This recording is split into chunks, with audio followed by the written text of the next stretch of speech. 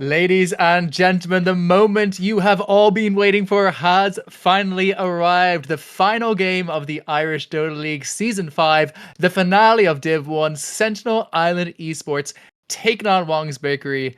I'm Ronan Tao, taking you through this one with the greatest, perhaps, Englishman of all time. Potentially Wongs might take it over tonight. Reese, how are we doing? I'm great. I'm fantastic. I am silently rooting for my English homeboys. I'll be honest. You know, I want to see true homeland victory. But it should be a good game. Should be a good series. I think it's likely to go 4 or 5 games at least. These guys are pretty well matched, I think. Absolutely. Just a quick information on how this is going to be run tonight. This series may be done over the course of 2 nights due to time constraints. The plan is for tonight, depending on how long these games go, to either have the first 2 or 3 games, and tomorrow you can join Click and Taylor to take on, if there are more games, they will be then. Let's have a look at these first set of bans. The bans going for the Sentinels, we see the ban on the Dark Willow and on the Tusk, so targeting Maniac quite hard there. Whereas in Wongs, they take out the Undying, they take out the Dawnbreaker, and the specialty Skyrat that we've seen Maestro playing quite a lot this league. Yeah, I was in two minds actually around whether they were going to ban it, because on one hand it feels like it's Skyrath Mage, like what's Skyrath? Like D tier hero, but on the other hand, he has just consistently been winning with it. He's just been dumpstering lanes. He's been just a real menace. So they've just opted to ban it, which I think is probably the right choice, to be honest. Next ban coming off the side of Sentinel then is this Quap. Now, I know I've been hearing a lot of talk from the Wongs boys that they flex this Quap, but we're yet to see it, I believe, on anyone other than on Nagi mid. I don't think we've seen Coral pick it up, but anyway, a very strong hero and a very common one to take out. And speaking of common heroes, we see the Nature's Prophet coming out first for Sentinel.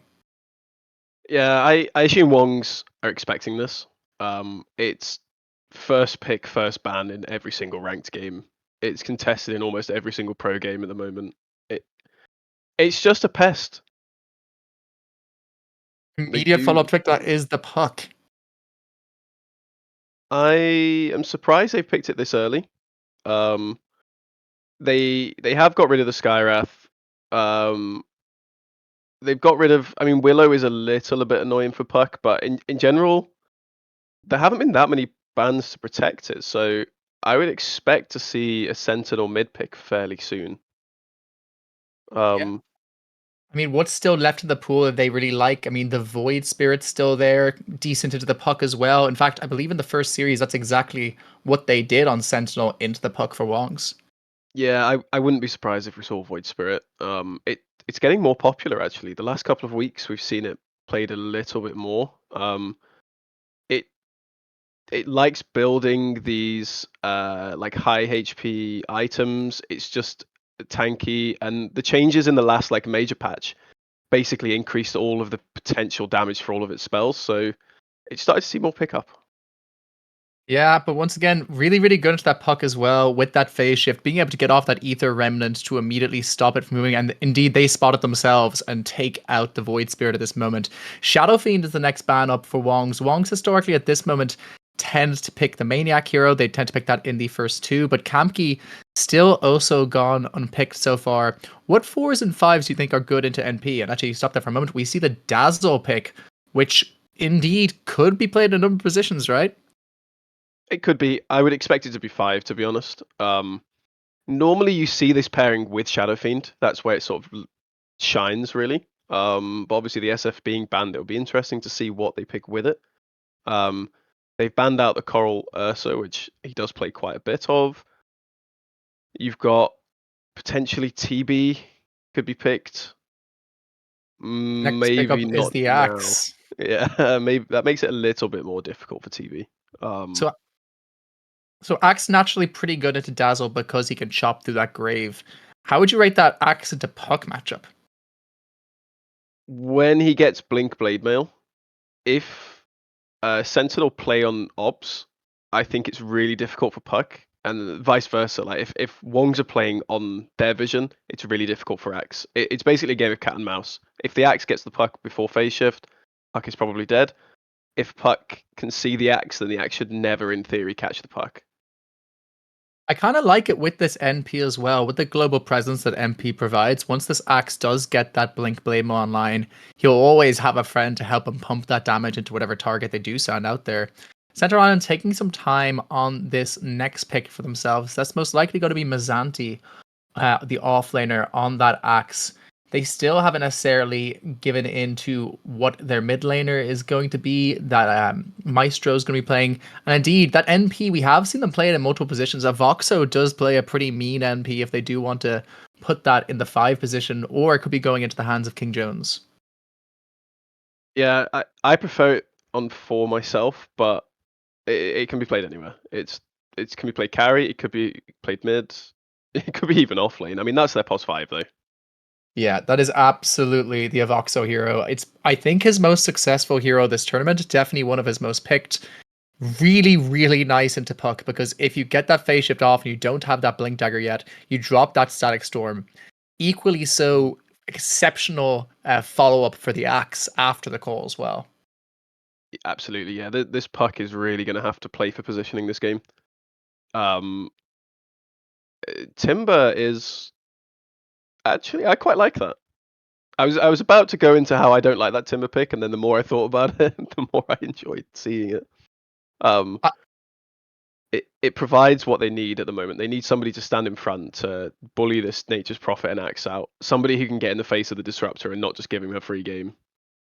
One of the things I really like about this Timbersaw isn't just necessarily its positioning in the draft, but just also from a mentality standpoint, having watched Wongs for as long as I have, Shirks is a great player and he's at his best when he has a good opening game.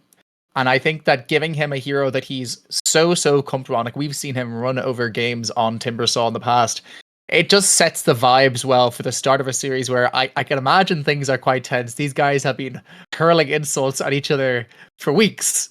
So I think mentality is important in a game like this, and giving Shirks the hero that he's famous to pop off on is a nice thing to do. And the Marcy is the next pickup for Wongs.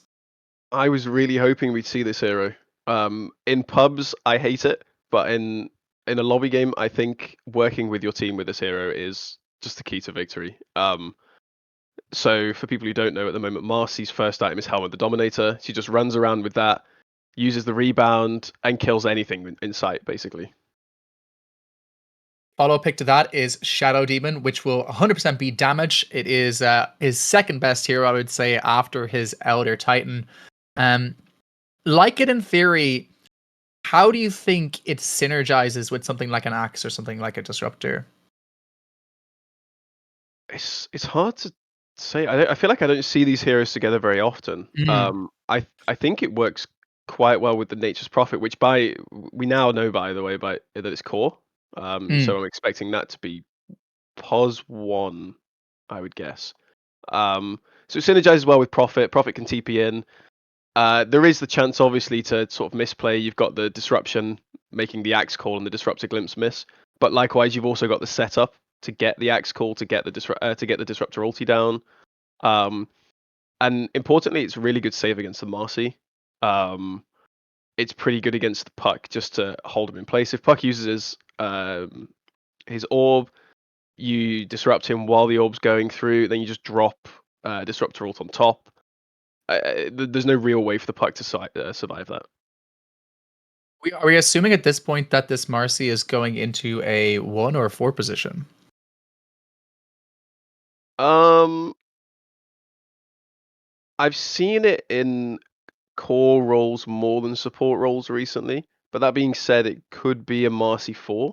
Um, it, I don't think I've ever seen a Marcy Timbersaw lane, but it does sound strong on paper. It sounds like Disruptor would have to be really careful if that was the lane. It seems like the side of Sentinel believe that it is a pause 1, banning out that Shadow Shaman late into the draft. The ban out from Wongs is the Abaddon at this point. Quite a sensible ban considering that they are playing a very kind of burst heavy lineup here, right? Yeah, Abaddon just stops anything Axe wants to do in lane. Axe tries to use Battle Hunger, he just can't. Disruptor tries to use spells later on, just can't. He can't kill him because of the Abaddon ulti. Abaddon doesn't really enjoy the Shadow Demon spells, but also Shadow Demon can never really pose a threat to him. So it's a good ban. The last ban out from Wong's Bakery is the Lifestealer. Perhaps some PTSD coming in here. I think that the Lifestealer that King Jones played against them went 17-0 in their previous series. Worth noting, these two teams have hit each other before. It was, I believe, a 2-0 in favor of the side of Sentinel. But on paper, I think a lot of people would still favor this Wong side. Last ban out from Sentinel is this TA. So they take out a support and a core because they're unsure what this Marcy is.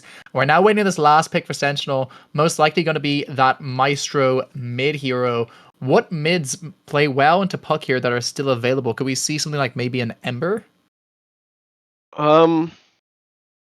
Potentially. Ember does okay, but the coil is really a problem for him. It's the same with all of these spirit heroes. Void Spirit carrying the least. Queen of Pain is also bad and is banned. Maybe they pick. What do they pick here? Like potentially like a Shaker and just admit that your lane goes badly. Oh, And it's a Weaver, so does that mean it's going to be a mid NP off the back of that? It's an interesting pick and one that I wasn't necessarily expecting. I think so. Yeah. Yeah, that is a weird pick. I haven't seen too much Weaver. In fact, the last Weaver I saw was a Coral safe lane Weaver yesterday, and he did carry me in a rank game. So maybe this is the hidden S tier pick, run and tell. Maybe Could they be. didn't expect it. How do you think it plays into Puck, though? I'm kind of concerned about this coil. At least I suppose you do have the Shadow Demon there. You could just pop the coil immediately, get disrupted, immediately hop out again with the Shikuchi. There is a bit of a safety policy there, even with that like naturally unfavorable matchup into the Puck. I don't know why, and I might be making this up, but I feel like you can still time lapse while you're coiled. Hmm. I might be completely lying to everybody here, but I feel like that might be the case because I think you can time lapse while Slarks pounced you as well, and it's essentially the same mechanic. So These fucking Brits coming into our homeland and telling lies. I Always might telling be. lies. I might be. Yeah. In this very Irish final, which at my count there are 3 Irish players out of 10. But look, we'll ignore that. We'll ignore that. This is fine. Waiting on this last pick now for the side of Wong's Bakery, and once again we're all at a bit of a loss here because we're unsure what position we're going to see this Marcy in. I think it is going to be that core Marcy, especially because getting that early Ags into Weaver could feel really nice if he manages to get those silences onto him. So we're most likely waiting on a Maniac hero here. A lot of Maniac's pools already gone. No Tusk, no Dark Willow, no Clockwork, and he ends up picking up It what? is. It's the 4 Marcy, the 5 Dazzle then. Damn, okay. Interesting drafts on both sides here. I am really interested to see if Lunatic can pull off this pick me up facet. I'll be honest, I've tried it so many times and I just cannot do it. I end up throwing my team into danger or pulling them out when they want to take a fight. It's so hard to get right. But when you do, the skill ceiling on this hero is like probably the highest in the game. Or in this game anyway. It also feels like it'd be really nice with the Whirling Death coming out of that Timber Saw, being able to jump immediately in lane onto 2 heroes and just drop that Q feels like it'd be pretty damn oppressive, huh? Looking at these 2 drafts, who are you favoring into this first game? I know it's hard to tell, some weird picks, but what's the vibes?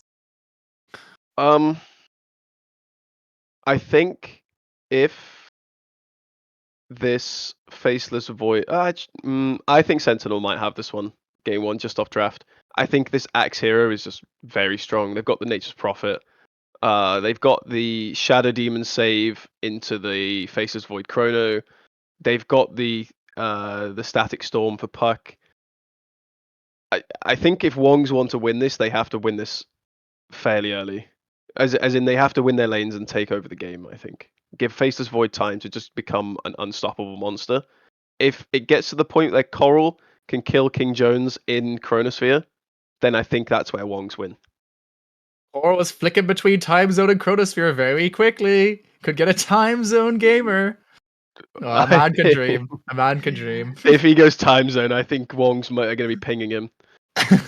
Definitely. Okay, folks, he did go for the Chronosphere Facet in the end, so we are going to kick off our first game of this best of 5 series, the final of the Irish Dota League Season 5. A quick note before we get started. We have just had a LAN announced. It'll be coming up in Dundalk this October. We would love to have all you guys there. I'd highly recommend it. Whether you're a 7k sweat or a 2k shitter like myself, it's a great time. It's a good weekend. Please do come along. We'd love to have you. There's never anyone alone at an Irish Dota LAN. If you're new to the country, you want to make friends, you just want to travel for a bit of Dota, get a weekend away from work, get a weekend away from the girlfriend, whatever it might be, please do come along. Let's kick off into this game. It's been a while. Click my broadcast cans. And Roshan immediately kills Kongadaf Clubman. That imprint score's going down already, run and tell. Oh, go next, go next. Ran it I was down looking into away for a Rose. second there. Just running it down. Just immediately sad that he has to play on that Nature's Prophet. He actually leveled up teleport for that as well. Showing some real BM. Yeah, we said there was no love lost between these two stacks, and clearly, immediately they're playing a bit of mind games, which I personally love to see. I like this aspect of the Irish Dota League. I like the beefs forming and the rivalries, as it might be. Yeah, I'm assuming these two teams are both quite high up on the imprint leaderboards. At least some of them are. Yeah, I hear that Maestro guy is a little bit underrated on it, mostly because they factor in kills too heavily. But anyway, let's get into this one. Axe throws out the Battle Hunger out onto this big, tiny Timber Saw, doing as much damage as they can, getting off that Blood Grenade, taking a lot of right clicks, so Shirks is able to walk away, but meanwhile, not able to walk away is Konganef Clubman, his second death of the game. They do take out Maniac on that Little Marcy in exchange, but first blood being drawn and being handed into the back pocket of the Marcy in exchange. I'm really surprised they went for that, actually, on Sentinels. If I saw a Dazzle Marcy Timbersaw level 1, the last thing I'm doing is TPing in as a Nature's Prophet. Yeah, it was quite a ballsy play, and it's given them a bit of a weaker start to this laning stage, considering it is that mid MP for him to get not one, but 2 deaths at the start of this. Quite difficult. In this top lane, we see it's actually going to be the Axe and the Shadow Demon put together. The Marcy is actually going to be... Oh, sorry. The Axe and the Shadow Demon in this top lane doing a lot of damage early onto this Faceless Void, but the Dazzle able to push him back to a certain extent. Looking at the bottom lane, we do have that Timber Marcy. My apologies, I had a bit of a brain fart there. Quick pause here while I recenter my thoughts. So, I know you've had a little break from Dota, so the next round of voice lines have been released, I think 2 or 3 days ago. So I think who I root for is entirely based on who's got the best voice lines. I like that new Trent one. That's not bad at all. That's not bad. Yeah, the Lunatic's got a Russian one. I'm not sure whether that's good or bad. I guess it depends on your perspective. We don't make political comments here on the Irish Dota streams, strictly against TOS. We're trying to avoid that. I mean the voice line, yeah. Whatever you say, I'll bail you out of this one. I'll pretend I agree with you, but it is what it is. I personally think what they're doing is quite bad. I'm going to say a hot take. Bottom lane, making it go out to the Marcy, taking a lot of damage early. The Disruptor being able to pump a ton of damage with that bug. They do take out Lunatic. Meanwhile, the other side of the map, damage does take out Kamki. So 2 deaths in fast succession for the side of Wongs. A nice boon to this laning stage for the side of Sentinels. Yeah, this Axe hero is just not okay. You'll see that he's brought 3 Ring of Protections, and it just basically like triples your Battle Hunger damage. It's something stupid. It's such an oppressive level 1 spell, and it's not surprising that Kamki dies to this. Even the Faceless Void forced to use that Time Walk there and still extremely low after trying to get just a few last hits. So far, looking pretty nice for the side of Sentinels across the map. Last hits and denies going in their favor as well as these couple kills. And now we can go out here potentially on the Timber Saw. Not quite ready yet. Doesn't have the mana for the bugs. So choosing not to make that full engage here. Yeah. Now, the Marcy now has level 2. So she's now a hero again. And some of the benefit of having this pick me up and jump on a hero facet is negated by disruptors innate. If you do too much damage to him, he's just going to push you away and then run away laughing. Yeah, and interestingly enough, they also picked up the facet related to that innate on the disruptor. which means that he does have the ability to cast that manually onto other heroes, which could cause real problems for that go, but also really nice to place onto a hero in the Chronosphere if you have to do so. Meanwhile, this Timber, once again, forced back. The Weaver does pop his stick to try to go onto him, but a throwback there with the placement of the ward coming out from Maniac means that he isn't able to quite connect there. Yeah, this lane is going exactly as Sentinel wanted it to go, I think. Yeah, really nice start to the CS. 18 and 8 already on this Weaver. Weaver going for that skitter step talent as well. Here comes the glimpse out onto this Timber. They don't have the bugs quite yet, so the kill opportunity probably not quite there, but pumping a lot of damage in onto this Timber. He does have that 1 level in reactive armor. He does have that stick up, so he's safer than he looks, but still not the position you want to be in as Shirks, constantly having to run away from these melee, these ranged heroes. Yeah. Something that you might have noticed is the Prophet is going for an urn first item. Hang on, kill here onto the Marcy. King Jones onto a killing spree. They're now also on top of this Timbersaw. One more right click. So what's going to take? Are they going to get it? No. Just about lives there on that Timber. About 10 HP. Another kill in this bottom lane. You were saying about the urn on the Nature's Prophet. Yeah, so he's going to be looking to get really active as soon as possible. He's got his second point in teleport. I mean, you go 4-4-0 now on Nature's. You don't level treants, but he's ready with it. He's got the urn. He's going to look for side lanes. And I think as soon as this Prophet starts becoming active, Wong's side lanes are just going to start falling apart. Maybe worse than they are. Speaking of active, this Axe literally sitting between these two lanes, holding so much damage with all those creeps. The Battle Hunger might just tick him down, and it does. Mizanti with another kill. This hero really is not okay. I think you said it perhaps perfectly in your initial statement. Insane amounts of damage coming out onto that Dazzle. It's not okay. It's really not. Although, I would say Faceless Void. Coral is getting more from this lane than I thought he would. So maybe this does bode well for them. He's also going for a new build. If you'll notice, he's going for Helm of the Dominator. On Faceless Void, first item. Is this a done thing? Can you fill me in on this secret tech? Let me just ring up Yatoro and ask him why, because honestly, I have no idea. If I had to guess, the logic is it's an item where you can just sit in lane. It makes you tank it. Oh. Really important kill in this bottom lane. They take out King Jones on that Weaver. In exchange, Voxo does take out Maniac, but a very important kill to get considering how far ahead that he was.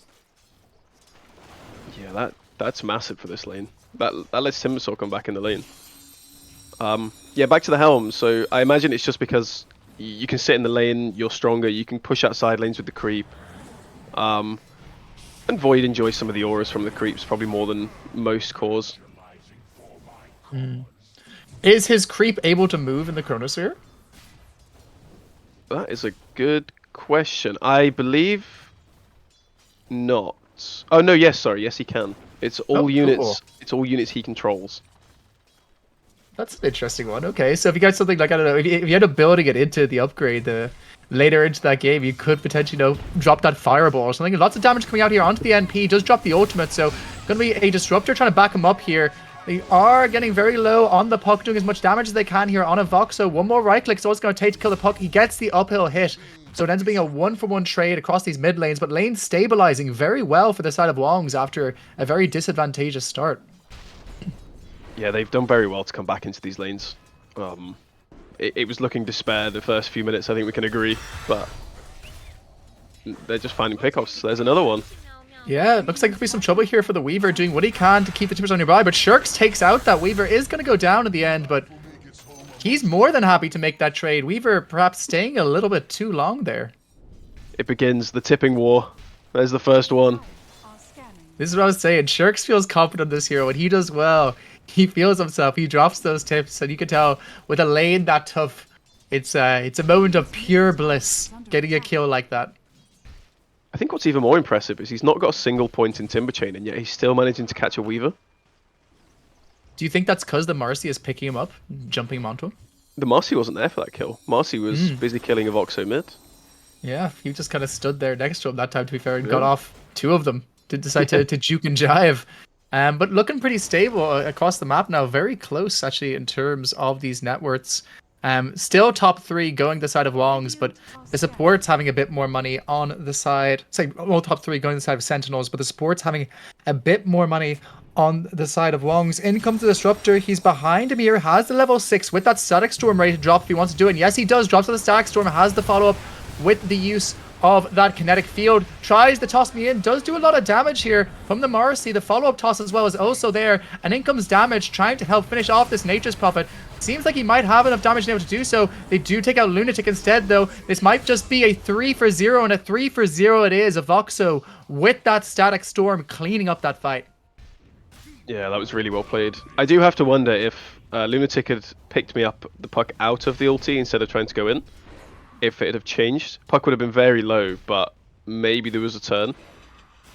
It was very close. There was probably less than half a second left on the silence before he could have got spells off. So, unfortunate for Wongs, but really well played by Sentinel. Level 6 now picked up on this Faceless Void. One thing I was just thinking there, in terms of damage coming into the Chrono from outside, they're quite limited in it. Really, they've only got that Orb and that Timbersaw. Hang on, go now onto the bottom lane. They have the finished up Spirit Vessel now for this Timbersaw, which is going to really enable him to do a lot of damage onto him, melting like butter on this Timber. Does almost kill King Jones and the Weaver again, but this time, Kongan Af Klumen on, or Maestro I believe it is, on that Nature's Prophet is able to pick up an additional kill onto that Timber. Yeah, Sentinel supports are doing what they need to do. They're going back and re-winning the lanes now. Jump in now from this big, Marcy does drop the call. In comes the Static Storm out from Avoxo. So it's onto the Faceless Void. Faceless Void take a huge amount of damage, gets chopped down. Down goes his creep also. Looks at the follow-up is also here out onto this Dazzle. Dazzle gets chopped. Double kill from Mazanti. And comes the Timber doing a lot of damage. Follow-up damage isn't enough to take down Mazanti. Can they get the next one onto Avoxo as well? Shirks is still loose, gets hit back with that magnetism. Is it going to be enough for him to be able to kill off this Disruptor? He's still running towards him, doing as much damage as he can. And yes, it is. Shirks with the double kill, turning this fight in their favor. But now they've got the Ether Ends coming out, but instead they jump back in onto this Nature's Prophet. In comes a big old coil with the follow-up of the Orb. They do take down Shirks, but they lose their MP in order to do so. And Coral is here for the last little kill. It's a successful fight for the side of Wongs. A 4-for-2 coming out of that one. I have no idea how that went well for Wongs. Actually, I do. This Timbersaw, he is a menace. And a pause so we can talk about it more. BM pause? BM pause? No, not quite. Not quite Shirks a BM died. pause. Shirks died, so disconnect needed. I see. Yeah, that the Marcy with the Timbersaw, those two together there, pick me up, dropping him onto the Nature's Prophet. I think also dropping him onto the Axe to kill. Mm-hmm. That was a lot of damage. And you know how I spoke in the draft about Marcy going Helm of the Dominator on core? Well, his POS 1 has bought it for him, so he doesn't actually need it. He used the Wolves to go in at the start. It was a really, really nice static storm from Avoxo, but I think they just overstayed their welcome. They let this Faceless Void respawn, they let the TPs come in. I think if they were just a little bit quicker, or if they backed off a little bit sooner, it probably would have been good for them. Nature's Prophet is now building into the Blade Mail as his next item. How do you rate that decision? Is he going a bit too all in on this early game? It's pretty standard. This is more of a support Nature's build. I think core Nature's may go Maelstrom more, but I guess as a mid, this is probably fine. With a Blade Mail, you know, Puck struggles to kill him. Timbersaw cares a little bit. He actually doesn't have that much raw HP on Timber at the moment. Faceless Void, you know, if you chrono and somebody presses Blade Mail, you're not going to be hitting those. So it's good. I think it keeps the tempo up for them. It gives Weaver a little bit of chance to go get his items. And he's got the Deso queued up as well, so Weaver's going to want to fight probably quite soon. The Deso straight into Shard. He's going to be doing a lot of damage. Yeah, interesting decision this game. I perhaps would have expected him. I know it's an old build, but silence just feels so valuable this game when you're playing into things like the Timbersaw, like the Dazzle, like the Faceless Void. I was almost expected to see an early pick into that, but with this Deso, their intentions are very clear. They're wanting to get this one done quite quickly, it seems. Yeah, the difference between Deso and Orchid is when you have Deso in Shard, you can just go and Sakuchi through the waves and kill the waves. With Orchid, it is 100% timing based. Like you have to get Yeah. it quickly. You have to have impact with it because it's just not a farming item. If he goes that in Shard, he would probably get the creeps down to, I don't know, 25% health or whatever it is. He'd stand there, spend so much time just hitting the creeps. He'd just slow his own game down. I think if they want an Orchid, it would have to come from the Furion. Yeah, and it would make sense for it to come out of the Fury and as a natural progression item following something like that Blade Mail. If he's going for one of these more utility-based builds, it's one of those items that does enable you to have that early utility, but also allows you to go towards that kind of Giga Farm core NP later into the game. And to be fair to Maestro, holding that 4,800 net worth right now, the strongest hero in the game, not necessarily feeling it though. I think once he gets his blade mail, he's really going to try and just be around the map because it's not going to farm that quickly. You can farm waves with Sprout, but it's not, it's not an axe that can farm stacks. It's not a Weaver with Shard. It's never going to be the quickest farming hero unless he goes this farming item. I would imagine he picks up a Shard next, maybe straight into the Ags, or if not, then he's going to go back for like his farming item. Or he might all in on the BKB actually. It'd be interesting to see what he decides to go for. Indeed, it will. Back into this game now. Looking at this Marcy, looks like he's going to be going in towards that Vlad's, trying to get those ores built up for his team. This Axe, though, it's worth noting, also very close to his Blade Mail. Will have it delivered on the Courier now. When this Axe has the Blade Mail and the Blink, do you think that's probably their timing to go? I think so. Axe is their only real initiation. Like, sure, you've got the teleport from the Nature's Prophet, but as he's a core, he probably doesn't want to be going in first. So, like you said, as soon as this Blink's online, the Deso's probably going to come around the same time. They're going to hit a real peak item timing. Gonna be interesting to see. The Faceless Void is picking up those treads now. He only has the Helm of the Dominator for now. Is there any, like, I suppose, I know this is a weird question. I'm putting you very on the spot in doing this.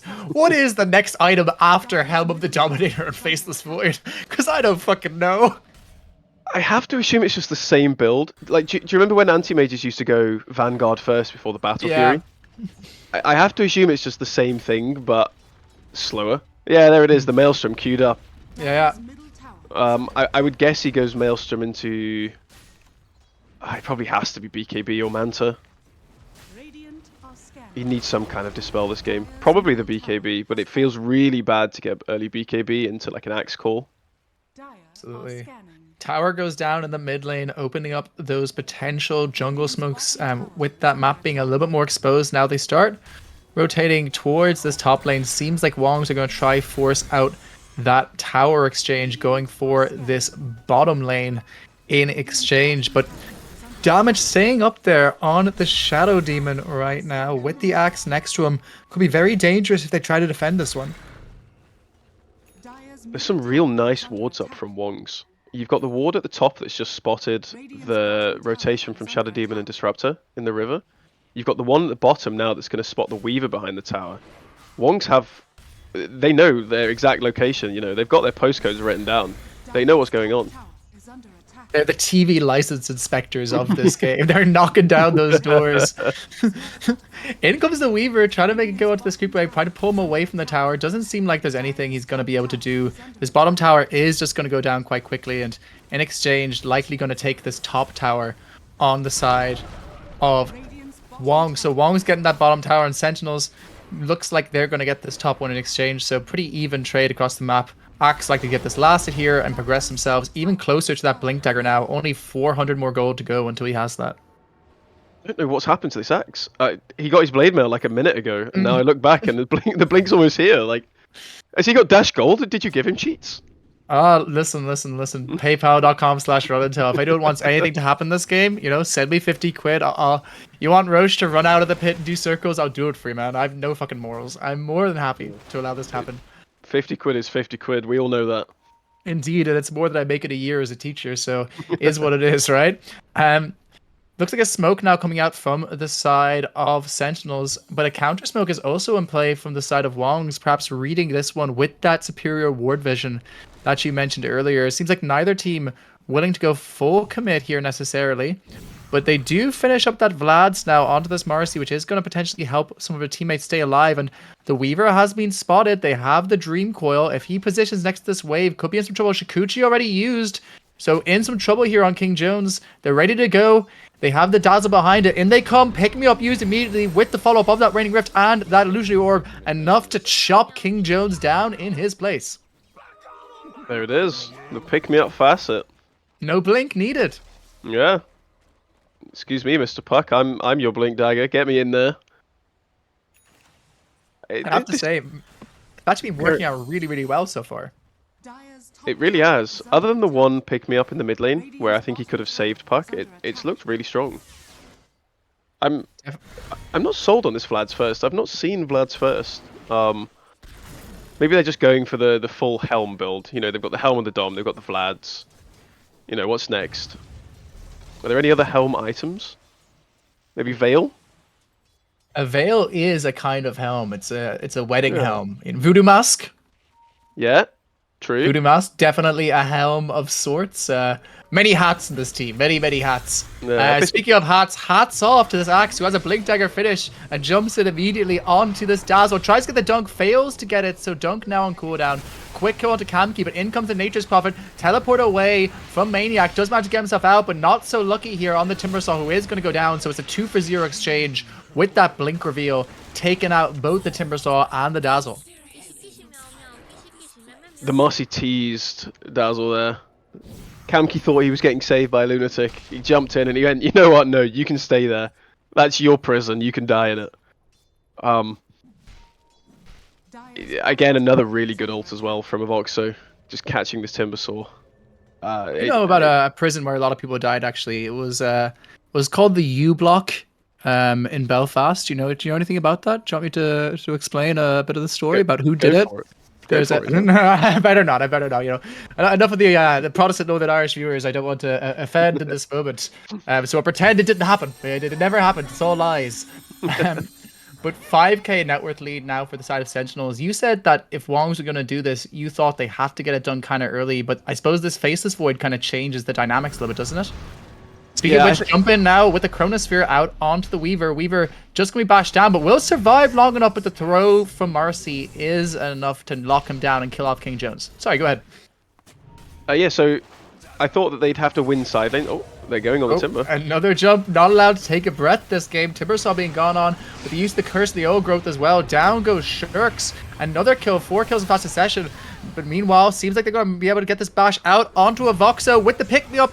He jumps in onto them with a follow-up call from the Axe, taking a lot of damage here, but he has the ultimate fresh and running from the Marcy, which means that the Axe instead is being forced out, but now the Nature's Prophet just doing too much damage with that utility build, slapping them down. Banish comes out from damage, and the follow-up call, the call doesn't quite connect, but Blink will be up in 1 second for this Axe. He has it ready if he wants to make a jump here. Teleport comes out from the Nature's Prophet, running down as fast as they can, but in comes the Puck to stop him from getting that Blink off and to save his Faceless Void. So Faceless Void does get saved at the back of this one. If Shirks can come up here and get a cleanup, it would be really nice the side of Wongs. In comes the Dazzle, but Dazzle chopped down quite quickly by the MP. Nice use there of the Grave to keep himself alive for just about longer, but Damage is able to get off the disruption. He is still going down on Kamki. Can they get the follow-up kill here onto Damage? Doesn't look like they're going to. So at the end of a long fight, it's slightly favored towards the side of Sentinels.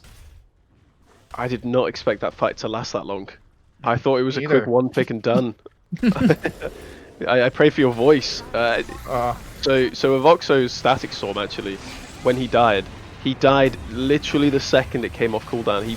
His spells came off cooldown, he immediately pressed them, and then immediately dies. I think it goes so much worse for Sentinels if he doesn't get that. I think without that entire fight looks fairly goosed. I mean, the Marcy did have the ultimate up, and we're seeing that ultimate, despite only having that Vlad's, the damage increase was quite notable there. Jump in now onto the Timbersaw, getting hit up with that Battle Hunger. A lot of damage here. Down he goes, chopped. Mizanti takes out Shirks, and a lot of gold. 500 gold exchange for that. Meanwhile, the Dazzle is being hit up by that Ether, let's say that big Spirit Vessel. Does manage to survive just about on low HP there on the Dazzle, and now this top lane being pressured out. Yeah, the Furian's got the Orchid almost. I think as soon as he has that, Wongs cannot show on side lanes. There's a Yule queued up on Nagi. Go Speak now well. out onto this NP. He has Chronosphere in 3 seconds if he wishes to drop it. He can just turn, press the button. Doesn't seem like he's going to need it though with that bash. Koro now on a killing spree and actually catching up with that axe in terms of farm. Meanwhile, fight breaking out the backside. A lot of damage coming out immediately. Nice use there of the stack storm, but it only catches out the Dazzle. They're still doing a lot of damage from this Marcy, but the Marcy uses the damage onto the Blade Mail axe, which means that he just kills himself. They do take out the MP in the bottom lane, but they drop both supports in a subsequent fight. Here's a little trivia question for you. The acorn creep that Coral had at the bottom fight, what's the name of the spell that the acorn creep has? The name of the... I'm going to say it's called Acorn. Close, it's Seed Shot. Seed Shot. That sounds kind of gross. Bro is seeding all over the battlefield. Well, Fuck it. he's actually not. I'm quite disappointed. He could have killed the Furion with a Seed Shot and he didn't. He didn't take that opportunity. Sometimes in life you only get one seed shot and you gotta take it, you know what I mean? Blow that load early, folks. And by load, I mean obviously cooldown in this instance. Yeah, DD bottled here from Nagi could be useful later on. I think he needs to go and get this Yule sooner rather than later. This Orchid is up on the Furion. Although, they do see this Weaver with this ward here. Yeah, and this Yule doubly useful this game in terms of that stack storm. Nice heads up play there from the Weaver, TPing away from that lane. Yeah. Maybe he just wanted the Lotus. He's gone Here top. comes this axe. He's immediately caught out the Marcy. The Marcy is all but dead. The heal's coming out. Nice use there of that Grave, keeping him alive on 1 HP and actually saves him this time. Really, really well played there from Kamki. The axe, though, still very large. And the MP back alive, ready to TP into this fight if any subsequent fight is taken. Yeah, Mizanti must be fuming. I think that's 3 times Cullen Blade's been on cooldown now. Like, really, really close as well. It feels so sad when it's just ticking down and you know you can't dunk anybody. Meanwhile, that top Tormentor is taken and you get perhaps the best shard on their team, the Demonic Cleanse. Really, really useful. Especially with some of the negative buffs that can be put out this game. You know, if you do decide to get poisons attached to you from the Dazzle or potentially... Actually, that's pretty much fucking it. Rununtel was talking out of his ass. Still nice to have. It does dispel the Whirling Death as well. There's another one nice. for you. There you go. That is a very handy one. Maybe it dispels the slow from Marcy Unleash. You dispel the silence from Puck. If Marcy builds an Aghanims, you know. Yeah, you do dispel time dilation actually. That's a big one. Oh, actually, yeah, really good point. Really, really nice thing to spell. And of course, the heal, always really nice. So a nice thing for him to pick up there, especially when you are the follow-up to a hero like Axe, who likes to stay alive after those initial balls he goes. Weaver, quite far forward here, is spotted out immediately by the Puck. A go here could be coming out. They immediately jump in. They have that coil. They coil onto the Weaver. Weaver looking all but dead, but a jump in from Mizanti on this axe doing way too much damage. They do drop that Chronosphere. It catches out the Weavers. The Weaver is still going to go down, but still a 3-for-1 so far this fight. In jumps this Shadow Demon, drops off all of his damage, but meanwhile, Shirk's doing what he can to try and rescue this fight, but it's a 4-for-1 so far. Wongs 12k behind now and forced back into their base. Coral, the only one left alive after that fight. That was an incredible call from Mizanti. That call single-handedly won in that fight. Weaver was dead to rights, 100%, wasn't getting his ulti off. And then I think it was a 3-man call. It just turned the entire fight. They had to blow Chrono on the Weaver. Meanwhile, every other hero on Sentinels was just dealing massive damage to Wongs. It was yeah, wow. I'm going to take this time to be smug as well, because Weaver did actually time-lapse off a Dream Coil. So I was right. The smartest boy, I was top right. of the class. Look at this guy. Gold star Catch for this me. character. There you go. Big gold star for you today, Reese. But so far, no gold stars to the side of Wong's. Really struggling in this game one, and a matchup that I think very few people would have thought would be a 12k difference at 23 minutes. Yeah, this is now the Faceless Void effect. They just need to hold on, I think, until Faceless Void can really just kill 2 or 3 of them in a chrono. This Weaver's not building many defensive items, or any defensive items, should I say. He's not really got a health item other than the Dragon Lance and a little bit from Falcon Blade. He's going for the crit.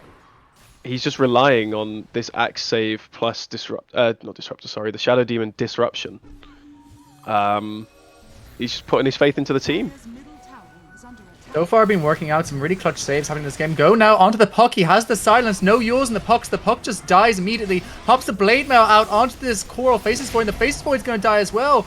Both the mid and the pause one going down. Now they're on top of Shirks as well. It was caught up in the Static Storm. Great use there of the Glimpse as well to bring back Maniac. It's a 4-for-0. A perfectly executed team fight there from the side of Sentinels. Only one hero left alive. It is this Dazzle who they have spotted out. The Axe is on top of them. Gets the Battle Hunger. Following in onto the Dazzle. Last hero left alive for the side of Wongs. Taunted up by the Axe. Another chop comes out. An ultra kill for Mizanti. Yeah, he's really feeling it now. Those Cullen Blade cooldowns, he doesn't care. He's feeling revitalized. I think that was just a common real save your buddy syndrome there on Wongs. The puck got caught. Faceless Void kind of just walked over and said hello, got caught. The Dazzle tried to save the Void, got caught. Well, the Dazzle did last till the end, but the Timbersaw and Marcy both walked over again, caught separately. I think they need to try and learn to cut their losses in a game like this.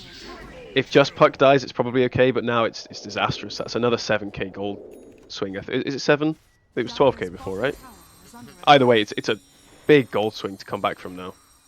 I think that's one of the things that we perhaps didn't think about so much, which is even when he has this Yules on Puck, even if he manages to Yules himself, which he did in that fight, immediately he's just going to be jumped by the Axe. Chronosphere is dropped out onto this MP, and they do manage to take him down with the follow-up of Shirks, so a really important kill there. 1,400 gold exchanged that single kill. Yeah, I like it. They need to just get whatever they can right now. I think even if that's a Voxo on mid, it's probably still worth it for them. Indeed, looks like a Voxo in some trouble here. They have the Dazzle on top of him, but he has that Glimmer Cape to get that distance. In the meantime, King Jones has taken Roche, jumping out immediately onto this puck. They do manage to get him down. He has that Yule Scepter to save himself, but it's only temporary, and the dunk still comes down, so Nagi still dead, doing what they can to fight here, but no Chronosphere to speak of. It was dropped in the bottom lane to kill off that Nature's Puppet. The pick-me-up does manage to get this Void out of harm's way, but both the Puck and the Dazzle going down, while the side of Sentinels also taking ages. And hang on, the Marcy could be in some trouble here, taking right-clicks out from the Weaver. Weaver could choose to dive here, and indeed does choose to dive here. Nice use there of the stun coming up from Maniac, but it's only a temporary reprise, as down he goes on that Marcy. Another disastrous fight for the side of Wongs. Yeah, I think Wongs have got a real uphill battle now. They've got... Their carry's got this long cooldown spell that isn't really that impactful at the moment. Like you said earlier, there's not a massive amount of damage. You know, they've not got the Skywrath. This Skywrath mage, best hero in Dota. If they had that with Faceless Void, maybe it would be different. They just die. It just happens. It's too easy. To be fair to the side of Sentinels, though, I think that they really have done a really good job of keeping this pressure up. We mentioned how aggressive the Weaver's item build is, but it has enabled enough damage where the Faceless Void hasn't been able to find a footing into this game despite getting some of these kills. Yeah, the Faceless Void has to kill Axe in the Chrono, he has to kill Nature's Prophet in the Chrono, and he has to kill Weaver in the Chrono, and he just doesn't do the damage to kill all three heroes. It's a single mom balancing 4 jobs. Nice use there of the Helm Dom creep to save himself there on Coral. 15 seconds so Chrono actually could try to make a go here, does pop off that blade mail, so temporary reprise here, but means he won't have a fight. Jump in here from Maniac, very ambitious, but Curiosity killing the cat here, Mizantic killing the Faceless Void. 2 heroes go down in fast succession. Dazzle still being chased down by this Axe, taking a lot of damage, is able to get out of this one, but a clean 2 for 0 there at the end of that fight, and Faceless Void now down with his Chronosphere off cooldown. Let me tell you, Mizanti, his stocks are going up right now on that imprint leaderboard. If only kills meant more. I know, if only Big Patter hadn't been bribed at the start of this season. For whom does the coin flip? The question is often asked, and never for the side of Sentinels, it seems, but for this game, coins all flipping their way. Heads all day, baby. Bottom tier 3, looking like they're going to be pushed in. Weaver, with that Desolator, able to output so much damage onto those towers. First tier 3 is broken, and first layer of racks looks like it's going to go down without response. Jump in from the puck, doing what he can, but that's a lane of racks with an Aegis still available. They make it go now onto the Axe. They do drop that Whirling Death, doing what damage they can. Tries to use the pick-me-up there to land onto the Weaver. Doesn't quite connect. Not fast enough there to take him out. They do have the Chronosphere ready if they want to make a go here. They have the Disruption out onto this Weaver to try and save him, and he does keep himself alive for now. Meanwhile, BKB used by the Axe chops down the Dazzle, and now nice use there of the Glimpse into the Static Storm onto the Faceless Void. Faceless Void forced to run away, positioned defensively, and a moment when he would like to use that Chronosphere, but in come these raining bullets out from the Weaver. Nice use there, the time lapse, stay alive. Meanwhile, Mizanti does go down to Shirk, so a very big kill, 1,000 gold going into his back pocket, but where is the follow-up fight without this Timber damage? It's here with the Chronosphere. Giant Chronosphere takes out that big old Weaver and the Nature's Prophet. A huge fight here from the side of Wongs, coming back into this game potentially, but meanwhile Maniac does just die and was immediately to the damage of this Weaver, able to pump out so much damage in these backlines. Buyback comes out now from all of these heroes of Wongs, but it's just not enough. Dieback indeed on a couple of them. More damage now being pumped onto Kamki on this Dazzle. It's just the Face Void left alive, and he indeed is glimpsed back to his death. That might be all she wrote. And GG is called by Wong's Bakery. You know, I think that was almost as good as that could have gone for Wongs. Oh, you promised. Hello, Knight. What's that in reference to? I think it was something to do with they said he'd get 20 deaths in the game. I'll have to wait and see. By any estimation, a really, really solid start to this game for the side of Sentinel Island Esports. Very impressive across the board. What are your thoughts after that first game? I think Sentinels knew what they wanted to do with this draft, and they executed it exactly how they wanted to.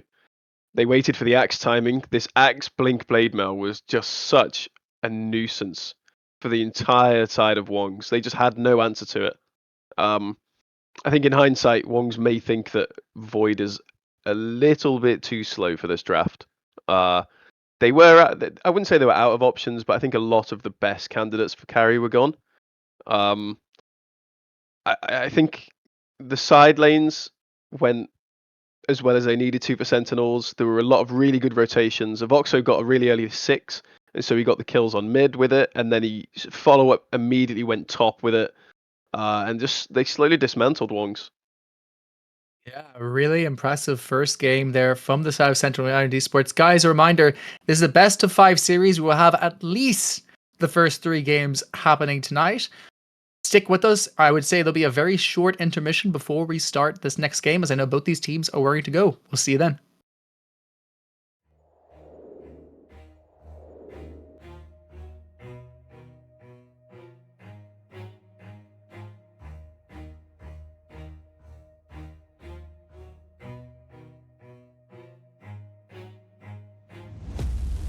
Watch out, cause I'm here now and I'm staying. Claws out, this the fight that I've been craving. I know there's something inside of me, but it's been masked by fear and anxiety. But no more, I'ma break out of the chains. Let's defiantly. Go! I'm waking up, this ain't enough. All of my dreams were starting to rust, but I believe that I can adjust. Positive thoughts, I'm starting to trust. Nothing's deserved unless you work. Something of worth requires an urge. I have been hurt by those at their worst, but that gave me will, some power, a surge. And they know that I won't surrender, so they fear me as a contender. When I fight, they always remember, yeah. I will be known, I won't let go. I will not stop, I will be great. I will be known, I won't let go. I will not stop, I will be great. We came here to conquer, like we're monsters. We can last much longer, we do this for honor. We came here to conquer, like we're monsters. And we can last much longer. I am a hunter, I've been filled with demons and hunger. I am the thunder, I command the masses in numbers. Look at the fear in their eyes, this is what happens when you are surprised. It's time to meet your demise, just call me Zeus and look to the sky. Everything's amplified, no they cannot deny. I will be rectified if you dissect me. Find scar tissue left behind, injuries that define me to my core. They'll hear me roar like never before. The pain I absorbed, it's feeding my core. I'm hard to ignore, I'll beat down your door. If you wanted war, well then you got war.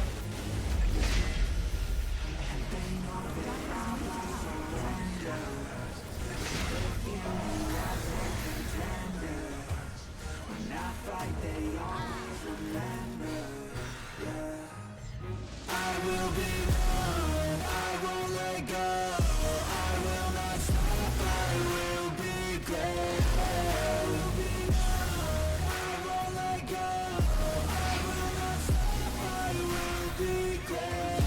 We came here to conquer, like we're monsters. We can last much longer, we do this for all. We came here to conquer, like we're monsters. And we can last much longer.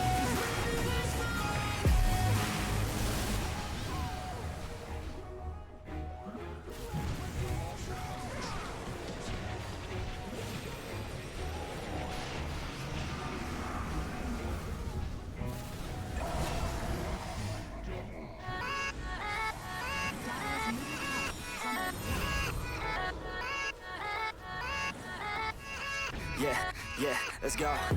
I ain't the first with the curse, with the thirst that I wanna be better, not worse, man it hurts. I'm on this earth with my words and I put them all together, insert, cause I wanna have worth. Working hella hard till they put me in the dirt.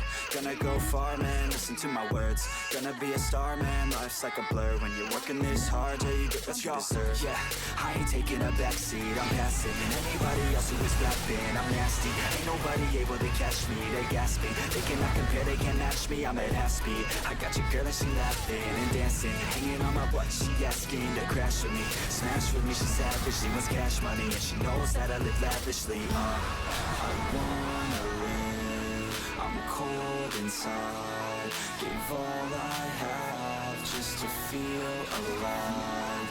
I fight to live, I fight to strive. One day I'll have what I want. I want the whole world in the palm of my hand. I got a plan, I'm the man. Now I'm teaching the game, a veteran, better than anybody else who tests me. I'm ready, looking in my hand and it's steady. I'm trending, ascending and blending, lyrical bending. Now I'm spreading and getting my name out now. Yeah, they're hearing me laugh. All the crowds repping the sound. I'm hitting the ground, running, up and coming, ain't nothing. Yeah, rookie of the year, I'ma keep it 100. Cold-blooded, no budget, from nothing to something. I ain't bluffing, I got a full hand and a full plan. I ain't gonna stop till I'm at the top, man. Every single drop got me feeling awesome. I'm about to pop, started from the bottom, yeah. I wanna live, I'm cold inside. Give all I have just to feel alive. I fight to live, I fight to strive. One day I'll have what I want in life.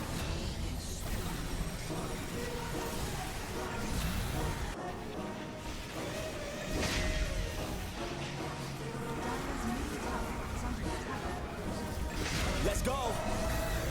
Time to grind, get inside your mind. Yeah, we working overtime, that's the only way to climb. We gon' make it in our prime, signing on the dotted line. Cashing checks left and right, that's the way I'm living life. I feel alive when I got a goal in sight. Chip away, I gotta fight, ain't nobody else in sight. Man, I think I see the light, yeah, that shit is so bright. Follow me, I got the guide, see you on the other side, son. Ain't nobody know what I've been through. Ain't nobody know what I can do. I'm ready to go in the battle. I'll put on a show as a dazzle. I'm about to take off, never gonna stop till I'm chilling at the top, yeah. No, I'm about to take off, never gonna stop till I'm chilling at the top, yeah. So get out, right up here to stay. You can try another day, yeah. Cause I love the taste of winning the race. Gold medal, first place, yeah. Never gonna stop till I'm chilling at the top, yeah. Gonna stop till I'm chilling at the top, yeah. Never gonna stop till I'm chilling at the top, yeah. Gonna stop till I'm chilling at the top, yeah. I'm a vet, cause I work with every breath. Man, I love the taste of sweat, I won't have any regrets.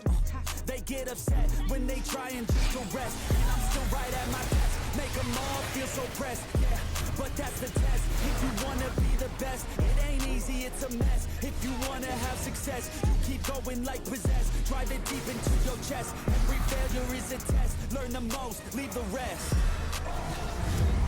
Ain't nobody know what I've been through. Ain't nobody know what I can do. I'm ready to go into battle. I'll put on a show as a dazzle. I'm about to take off. Never gonna stop till I'm chilling at the top, yeah. No, I'm about to take off. Never gonna stop till I'm chilling at the top, yeah. So get out my way, I'm here to stay. You could try another day, yeah. Cause I love the taste of winning the race. Gold medal, first place, yeah. Never gonna stop till I'm chilling at the top, yeah. Never gonna stop till I'm chilling at the top, yeah. Never gonna stop till I'm chilling at the top, yeah. Never gonna stop till I'm chilling at the top, yeah.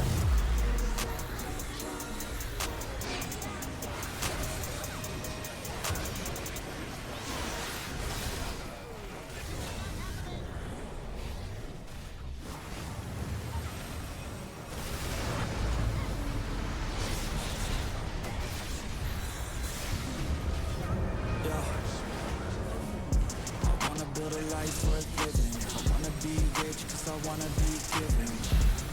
I feel the time keeps ticking. I wish I had more but I'll take what's given. I just wanna pop cause I've been working a lot. I think I deserve a shot, I think I deserve a spot.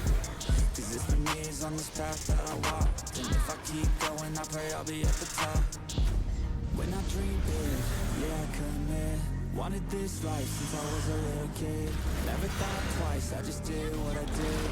Worked towards it and now I have an addiction. I've been living life like a dream, like it's fiction. I've been doing things like I have no restrictions. I don't plan to stop, no I don't plan on quitting. Everything I do, yeah I do it with conviction. I will never give up, I will never give in. Everything I do, yeah I do it with conviction. I've been on a mission, I ain't never quitting. Everything I do, Ladies and gentlemen, after what was a very decisive game one for the side of Sentinel Esports, we are live with game two of the best of 5 grand finals of the Irish Dota League Season 5. I'm Runnintow taking you through this game at the Reese, but for this draft, you will not have to hear my undercooked Crusader opinions, because we have the Thunder from Down Under, the Laugher from the Giraffer, my dearest Solar Crest and Reese, going to be taking you through this draft.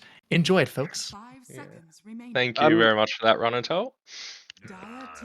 I'm gonna have to have Guys. words with him in the cast, you know, because he didn't introduce me like this. You're getting special treatment here. Yeah, well, that's because he only has to deal with me for 5 to 10 minutes. So I know you weren't here for the first one, but Sentinels have gone for the Yeah. same set of bans, Dark Willow Tusk, and Wongs have just lost to the Disruptor, so have opted to get rid of that. Yeah, I feel like that's a very fair ban. The hero is very strong. Yeah, it's also interesting to see who was the Sky banned first phase last game as well. It was, yes. Yeah, they're respecting Yeah. the Sky pick. Yeah, I definitely wonder as well if Sentinel have flex on that, because I've been playing it a fair bit for, and it feels really nice as well. So, yeah, it's good to see that hero on the up. I have seen a Voxo playing it, whether it was 4-5, whether it was just for mind games, who Yeah. knows? But yeah. Actually, I did say that earlier as well. He's on the grind, that boy. He is. Yeah, talking about grinding, he's grinding for the new LAN. So guys, you get there. We need some strong competition. Yeah. If I go, I'll give everybody else that goes a crisp high five. Damn, that's a solid offer. Yeah. Left hand as well. I'm left-handed. A real crisp one. Wow. Yeah. Wow. They banned the get him out Ursa of again. here. They Yeah, banned so the Ursa that was another again. ban. That's a lot of respect for that. I can't remember if it's the same pick order. Is it the same order? No, it's a different pick order this time. So Ursa would have they been got an second extra phase. ban. Yeah. It'd be interesting to see. Did they take out the Sven? Because I know that's Coral's probably best hero by far. Not first phase. No. At this point, I think I'd be looking for second on that. Oh, this screams they're gonna puck again. No, Ah, no, okay. I like it. Thank Yeah. God. Yeah, I like that a lot. I don't know about your Dawnbreaker. pubs, but Dawnbreaker in my pubs is Everyone's really- spamming first pick it to ban it. It's insane. Yeah, and if it gets through, I played it mid the other day and it was so free. Like, Yeah, I don't know. So what's the other hero that gets instantly first pick banned that isn't banned right now? Well, it's NP, but I guess Dawn is quite good into NP. But I think you still run it. The hero's just way too good, right? I think for support, yes, I agree. Although Clockwork, I mean, it's a Clockwork's not nice bad. matchup into Dawn, Yeah, and it is a damage special. Like, it might be one of his like level 30-ish type heroes. So definitely Yeah. comfort pick coming out there. So also, I guess another deny on Maniac as that is, or Kamki because that is one of their more favored supports that they like to flex on Wongs. very true, very true. I know Kamki's been playing a lot of Naga Siren, so do you think we'll see that come out? It'll be interesting to see what Sentinel pick next. Because if they pick some sort of big team fight, I think the Nug would be really good to just reset the fights there and sort of set Yeah. up the Dawn to come in and whatnot. Yeah, I agree. It'd be just fun to see as well. I think it's different Yeah. in pubs. It's different in pubs and lobbies, but Mm. it would just be something different, something that maybe Sentinel wouldn't expect as much. Yeah, it also depends though what they want to put on. Yeah, Coral to lane with it. Because like if it's a Sven, I wouldn't necessarily love a Naga Sven lane, but if they go like an SF route, I'd love like a Naga SF. Like they Oh, pick yeah. Naga SF next, I'd absolutely love that right now. Yeah. SF was banned, I believe, by Sentinel second phase last time, so I would expect to see it banned again. Yeah, okay. Yeah, I mean, and then the MP and Undying Go, they're also two the really strong heroes this patch. Wow, they're showing respect on the puck. I'm not sure I'd be able to do that after the last game. Yeah, I wonder what they want to pick for that. Yeah. Because you've banned the co-op yourself, and that's the main one. Maybe they want Ember, like one of these Ember. Like the thing is, the Storm? Ember lane into puck is not even that bad. Like I'd almost say it's sort of a lane counter. It's just the game's a bit rough. Yeah, I don't know then. They must have some kind of draft prep to realize, or they're just trying to bat out one of Nagi's best heroes, I guess. Yeah. Or Or they've sniped the SF. We've got the SF Clockwork, yes. Yeah, the issue is I actually don't love this because at least in our team, it's always Dawnbreaker is just a counter to SF on lane. Yeah, if you pair it with like Yeah. a really strong 4 that can also get an SF's face, then yeah, for sure. Yeah. Well, even if they just pair it with like some like Wind Ranger Hoodwink, like just ranged hero with a nuke as slash stun, like Dawn's just gonna get on top. Support's gonna throw shit at it. It's like your Clockwork can't really help you. You know what I mean? Good call on the Naga. Yeah, they still take the Naga. I guess it does disrupt this SF quite a lot. Yeah. I think my favorite aspect of the Naga against the SF is like when he hits the BKB timing, you just song and focus him. It's like a really nice aspect to the fights. Very true, yeah. Yeah, I don't often think about that actually. I normally just think of it as disengage, but you can use it offensively as well. Yeah. Now what do you pair with this? You see the Shadow Fiend? You've got Naga, so I'm not sure that you want the Deucer, which is typically a good pick. I think they have to pick their 4 here, right? Do you think they assume the Shadow Fiend is safe lane? Because it could be a mid as well. Yeah. Well, I think you just have to pick the 4 and leave your last 2 cores. Yeah. To see more of the draft. Yeah, and honestly, yeah, I think like just sort of any sort of ranged 4 that can just throw spells and Dawnbreaker being on top of someone in lane, I think will be good. Yeah, I mean, I'm a big fan of Wind. I always like seeing that hero. Yeah. Willow is banned out. Shaman? Actually, no, yeah, or knowing Maniac, I could even see like a Zeus come out or something like that. I feel like I wouldn't like Zeus. It would be a real pest in the lane. But I think it just has the ability to just do nothing later. Yeah, for sure. There it is, the Wind Ranger. Yeah, it's your turn for the good call. Yeah, caught it 3 picks ago.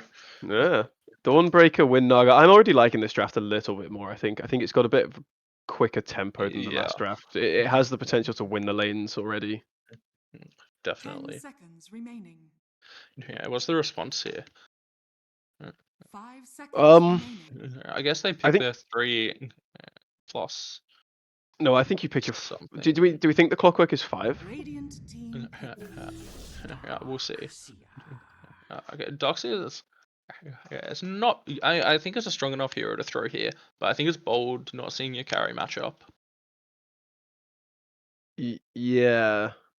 I'm not sure I like that this early. I think 10 Wongs are seconds definitely just gonna remaining. like just pick Sven. I think it's a 5 great lane into seconds remaining. Darkseer. It's a good matchup into Darkseer. I guess it's fine into SF.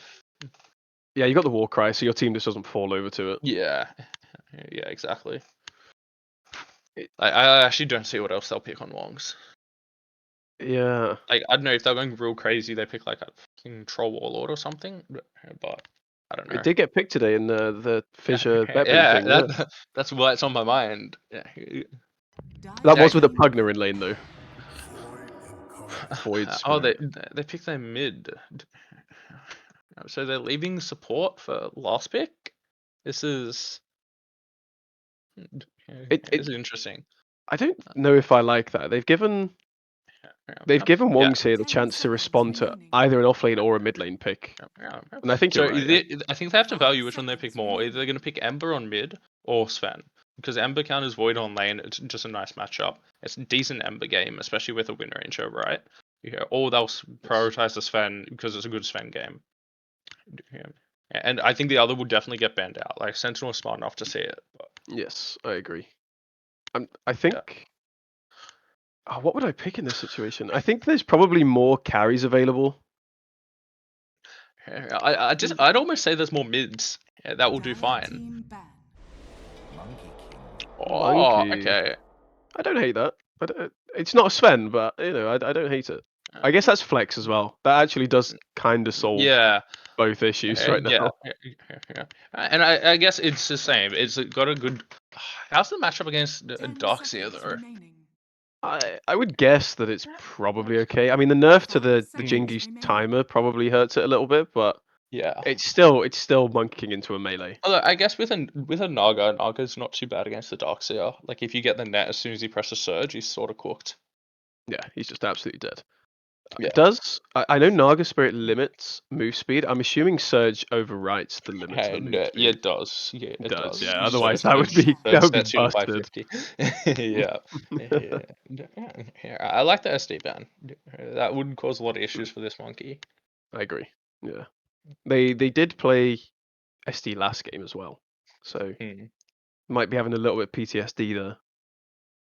10 seconds Yeah, so remaining. I think if they see the right picks, yeah, they'll probably ban Sven and 5 Ember. seconds Because I think remaining. they could pick either on either roles Mhm. depending on sort of comfort. Radiant team ban.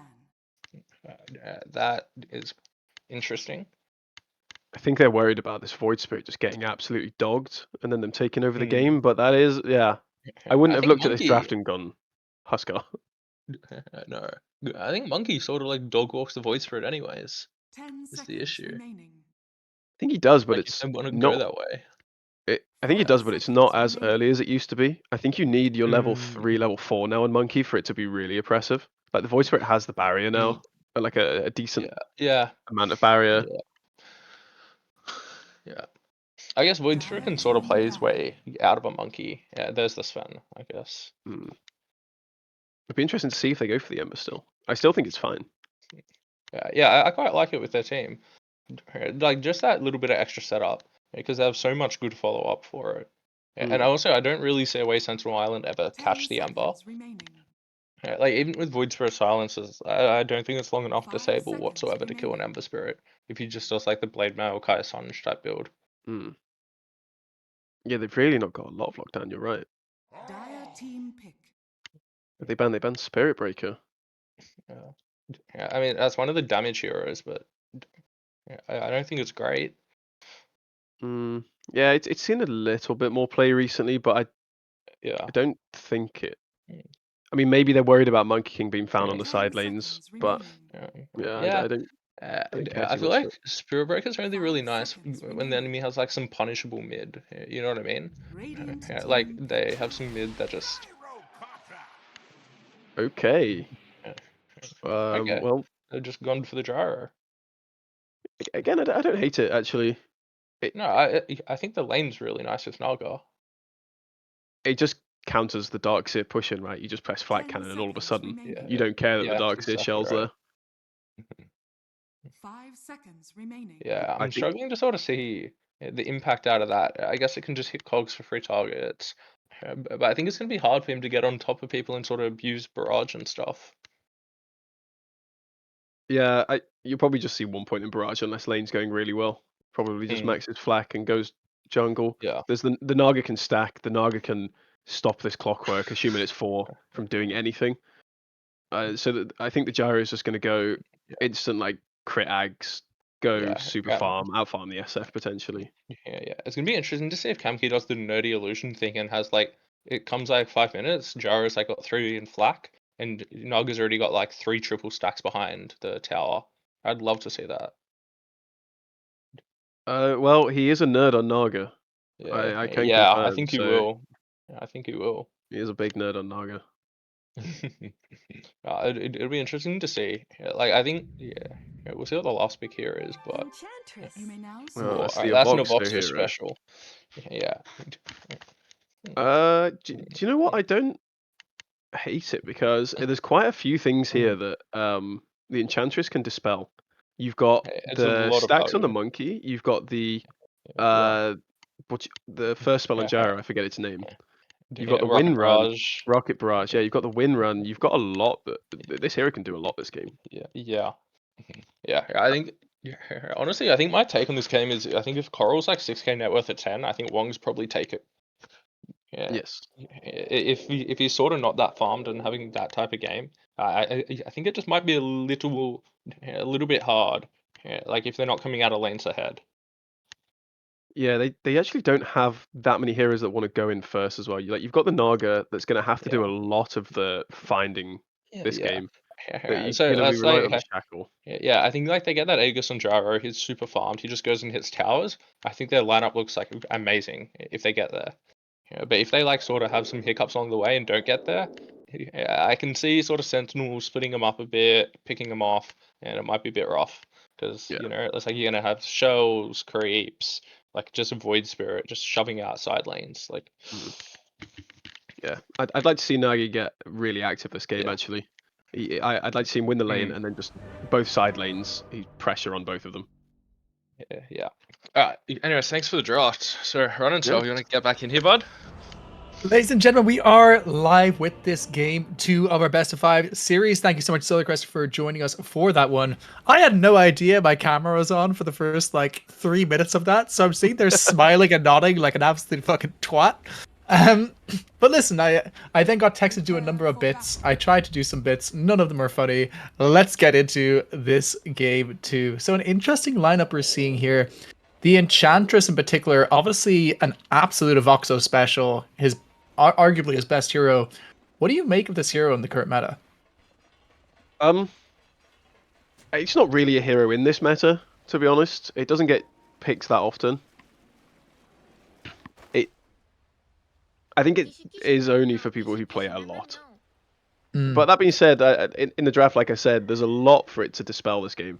Enchant is going to put in a lot of work, I feel. Yeah, I'm definitely more confident in this Wongs draft compared to last game. Obviously, the Gyrocopter, a bit of an X factor here, a hero we don't see all too often, but one that is really enabled by a hero like Naga, by a hero like Dawnbreaker. So, going to be interesting to see how they do on this essentially max circles build that they're going for.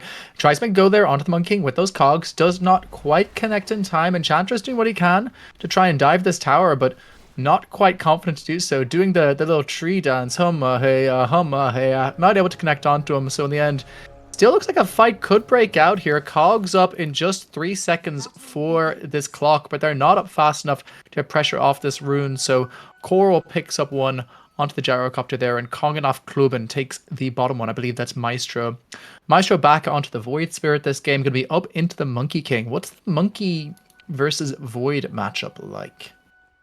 It's not one that I see that often anymore, but I would imagine that sort of level 3 onwards, this Monkey King should probably win the lane. He's got the Orb of Frost queued up, he's got the boots queued up. It's a melee into Monkey King you know, it's on paper it should be Monkey King favored.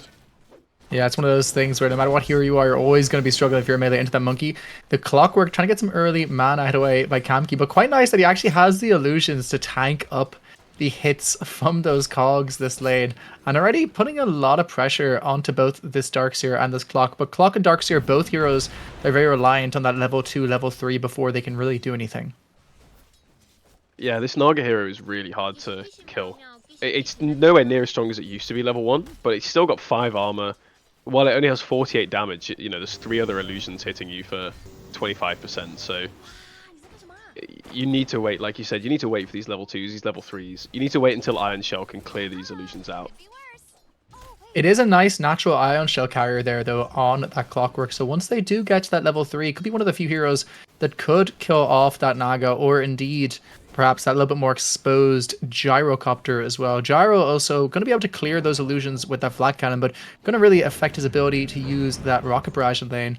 Meanwhile, mid lane, a bit of a skirmish between these two heroes. Neither of them really in a position to kill quite yet. Both of them likely waiting for that level 3, with the Monkey King waiting for that Orb of Frost in those boots. Yeah, Nagi's had 2 range creep denies already on this Void Spirit, so you can already sort of see the XP disparity. He's getting his stacks now, he's level 3. I think this lane's going to go slowly downhill for this Void Spirit, to be honest. Certainly feels like it, a much stronger start for Nagi than the previous lane. Throws out the Aether Remnant, but doesn't really do a whole lot. Both heroes able to go towards their respective water runes. Meanwhile, in this top lane, starting to stabilize somewhat, but the Gyrocopter still having a very favorable start, doing a lot of damage into this Darkseer, who does not have the surge up. So Darkseer is forced to run away there. Nice use there of the cogs coming out from the Clockwork to stop any further engagements. Meanwhile, mid lane, right clicks coming out onto this big old Void Spirit. He has to walk towards the enemy tower. Both wards are spotting him out right now, but with that Q off cooldown, isn't able to finish off the Void Spirit, but does end up spotting that ward, and a nice take for him at least. Yeah, he was, I don't want to say lucky, but the Remnant did catch the monkey and just pulled him away right as he was probably going to die, so lucky, good play. You call it what you want, Run and Tell, but this Void Spirit's not dead yet. I'll always call it a good play. I have nothing but the fondest of thoughts about all of our fine Dota players in this lovely, lovely community. And a reminder, if you want to be part of this community, you want to play in games like this, please do sign up for our LAN. Just announced 11th to 12th of October in Dundalk, just an hour from Dublin Airport. Lots of lifts going, lots of people will help you get there. Even if you've never been involved in an Irish Dota event before, please do come. Let's get back into this lane. So as we said, this disparity in the mid lane really starting to rear its ugly head now. Being able to build up all these stacks of that Jingu onto that Void Spirit means that denying this lane is easy for him, and he has 10 denies already on the Monkey King. Yeah, I would expect him to probably kill Void Spirit once or twice, and then probably rotate to the side lanes and do the same thing. He's going to have such a level advantage here that... Meanwhile, a lot of damage coming onto this Dawnbreaker actually from this Ench. This Shadowfiend was able to connect there. That'd be a dead Dawn. Oh, wow. Ooh. That was very close. Kitty, kitty, meow, meow. I like that one. Yeah. I'm a fan of it. So, Lunatic's got the kill shot fast, so that must have been so close for Voxo there. Speaking of close, sorry, don't mean to cut you off there. Just a go here onto the Darkseer. Darkseer, no surge to speak of. Going to be run down. First blood goes into the back pocket of Kamki. My apologies, you were saying. No, that's fine. And there it is. There's the Monkey King kill. He's doing what we expected. There we go. The voice lines. Excellent. Clean up in the middle lane. Excellent use indeed. Meanwhile, looks like the Shadowfiend's going to try and make a go out onto the Dawnbreaker, but I think he's bitten off more than he can chew here. The right click's coming out. He has the Assassinate talent as well, so down goes the Shadowfiend. And you need to be careful here on that Ench as well. No mana, but he could pop this Healing Lotus here and get the Assassinate if a Voxo shows on this Ench, but he gets 3 more tangos delivered. So he is able to survive through that one. But so far, a fantastic lane phase. Hang on, they're not done yet. He's just back into lane of Maestro, but now they've got the TP coming in from a very low Clockwork. I don't know about that one damage. You got to be a little bit careful here. Dodges out those cogs very well here from Nagi. Hypnotized back and forth, back and forth. Pinball machine onto this guy. Another TP comes in, but it is cancelled in the end there. So overall, looking really good in this laning stage for the side of Wongs. Yeah, they've picked some good cores. They've picked some early high pressure heroes. This bot lane especially, Wind Ranger's Dawn lane, they hit their level 3s, and that's when the Shadow Fiend died. The damage that comes out from level 2 Celestial Hammer, level 2 Power Shot, it's a lot. And I was hoping to see the sniper there. It's one of those things where you have, you know, that untouchable at level 6 on the edge, but the assassinate can always get you, considering how, you know, glass cannony you are as a hero. You're rather fragile. It's always something you need to be careful about. And this is the thing I love. This is just a camp key difference right here. He's moved his illusion to that top rune to deny the water rune, and at the same time is helping to kill the Darkseer. It's this Naga Siren hero. It's so Radiant's top oppressive. tower is under attack. If you're good at Naga, it really shows. And I know he's played a lot of it, so Rotation here from Damaged. Will get the cogs off. Looks like Maniac's going to go down here. Quick raise coming out from King Jones. Gets that kill onto the Windy. The first kill for Sentinel Island in the second game. But meanwhile, in comes the Monkey. Manages to land immediately onto the Ench. The Ench is dead. And now the Shadow Fiend going to follow him into the grave. A pause 4 is not worth a double kill on this bottom lane. Especially when both those kills are going to that Monkey King. kitty kitty meow meow. Dire's middle tower. And Nagi, sorry, hang on, Kamki wants to make a go onto this Wisdom Rune. He's ready, he's channeling it up. They've just teleported that little tiny clockwork bottom, so they know they can't go against this. Drops off the cooldown, a lot of damage going in, and they do manage to steal that. So double Wisdom Runes this side of Wongs, but a great use there of the cogs. They're going to try to punish this one. He does walk away temporarily here on Koro, but down he goes. The Dawn ult is just a little bit too late there. Doesn't quite connect with the hammer either onto the Darkseer, so a bit of a disaster there for big Shirks, and he's still being ran down by this Clock. Clock has no mana to speak of, so can't cogs yet. Looks like he's going to try to dive him, not quite this time, but still, they do get those double Wisdom Runes. Means both of their supports going to be level, well, almost level 6, not even close actually. Level 5.5 on Windy, and level 4.5 on Naga. Oh my god, I thought Shirks was dead then. It was pretty damn close. No, I mean now he's trying to farm a stack and he's losing. Yeah. I You can think never fight nature, you know? I think that was just really unlucky for Wongs. By the looks of his XP when he jumped, Shirks was just trying to get his 6, trying his best. Go here onto the Naga, but it doesn't quite work out in their favor. Instead, oh, in comes the kill shot. They chop down a Voxo with the last right coming off the Monkey, and now it's the Void Spirit who needs to run. He has no jump to speak of. He's 5 seconds till he has that ultimate. Can he get enough damage out? Nice use there of the Ether Remnant and a stutter step to dodge that assassinate. It seems like the Monkey is going to stop in his tracks here, and very good that he does so, because could have been a massive disaster if that Void was to go down again. So, you know how we were talking about Shirks almost dying to the Looks like it's not quite done yet. Nice use of the Ether Remnant there. Does manage to pop Nagi. A lot of gold. Does go to a Voxo, unfortunately, but still a very big kill picked up there. Radiant's bottom yeah, tower as I was is saying, under so attack. the Dawnbreaker almost dying to those creeps might actually be a result of the Enchantress Innate. So, the Enchantress Innate, for anyone that doesn't know, increases all the neutral camp damage for 10% plus 4% of the level. So they currently do Shit. 30% more damage, apparently. I did not know that until this very moment. So that's actually quite cool. The Reland comes in. They have the ult coming out here from this Dawnbreaker. It doesn't quite connect, so another unfortunate go there for Shirks. They will at least get the clockwork. Nice use of the cogs there. Waving goodbye on damage. Trying to waste as much time as he can. They're going to give this kill over, it looks like, to the Monkey King. Another bit of gold into Kamki's back pocket. Building now into that early Diffie Blade. I thought you meant on Kamki then. I was about to get really excited. So I haven't Oh, I said wish. used on Naga for a while, yeah. I wish. It's Nagi, unfortunately, but very, very strong there. The Naga is building into the less exciting Arcane Boots, I'm afraid to say. Boring. It's no Boo. Vlad's last game, that's for sure. Yeah, Vlad, so let's see, is maybe Maniac's building something fun? I mean, Arcane Boots Force Staff is fun if you're that kind of person, you know, if you're like Dutch or something.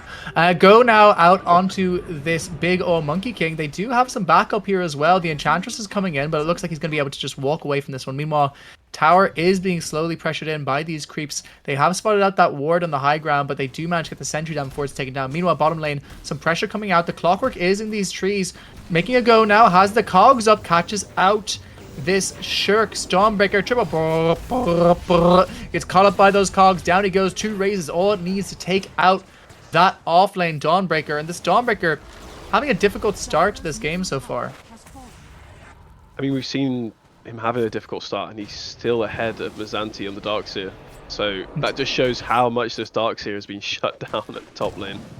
Absolutely, and speaking of shut down, it looks like another kill is going to come out here onto Maestro. In some trouble, does have the Dissimulate. Dissimulates towards this Naga, going to deny himself to the neutrals right before the song.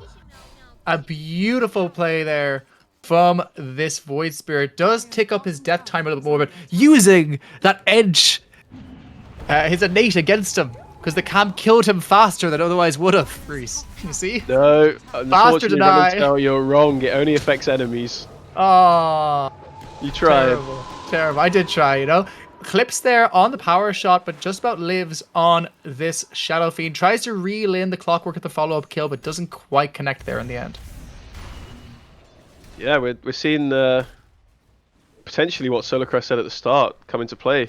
It's not quite 6k net worth at 10, but it is the highest net worth at 12 minutes. They are looking for it though.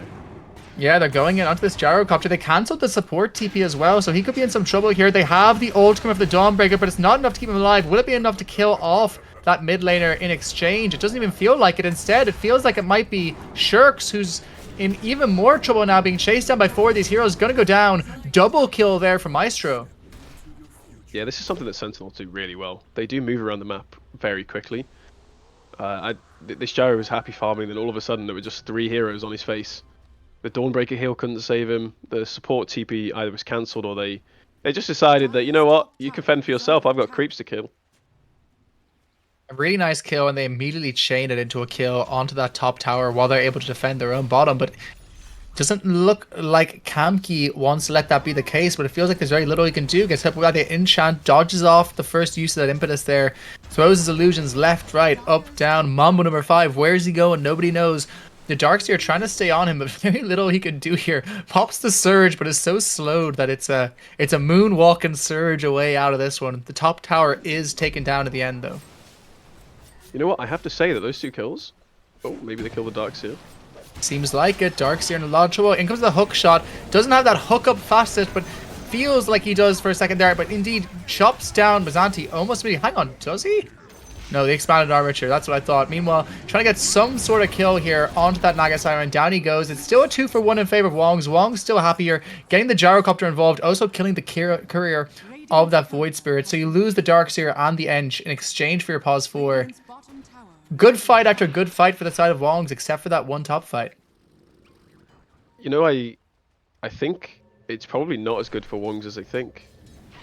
The Dawnbreaker is looking in trouble. Yeah. Could be some trouble here for this Dawn. Again, a really difficult start for this game for Shirk so far. Will he be caught? He is caught out by that. Nice use of the Shackle there from Maniac, though. Immediately bails him out of that one. Incredible use there, catching both heroes. Good try, little bro. And the FE voice line to follow up. A good try, little bro. But it seems like they're going to still contest this Wisdom Rune. Jumps in again onto Shirks. Good try, little bro. Might be dropped a little bit too early. But because he goes into the Dissimulate, it actually gives enough time for him to claim the Shrine. Because he wasn't there, technically. It's going to be a buyback on Dawn, potentially. Here comes the song. The Gyrocopter is going to be in. But the Gyrocopter is immediately TPing into a stun coming out from the Void Spirit. Now the ult coming out from the Shadow Fiend immediately pops down that Dawnbreaker. They don't have the Dawn to speak of in this fight. Meanwhile, a massive use of the cogs there with the follow-up damage. It's a team wipe. All 5 members of Wongs going down. Yeah, so what I tried to say a few minutes ago before they fought for half of this game back to back is the kills up top actually allowed Void Spirit to catch up to Monkey King on net worth. He got this Spirit Vessel, and all of a sudden this matchup now is no longer Monkey favored. Like, sure, he gets his stacks. Void Spirit just stops the healing. He doesn't care too much because he's got the Resonant Pulse. He's got his escape.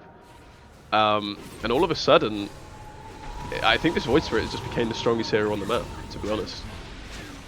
I think the big difference maker right now as well is just this Dawnbreaker is just way too poor. He tried to play quite active, 3 ultis in a row just didn't go Shirks' way. and consequentially doesn't have that Ags now at this 16-minute timing, and it's really showing in these fights his team needs survivability. If they can survive long enough, Koro can pump this damage in, but every single fight you can just see the difference in the tankiness from these Radiant cores.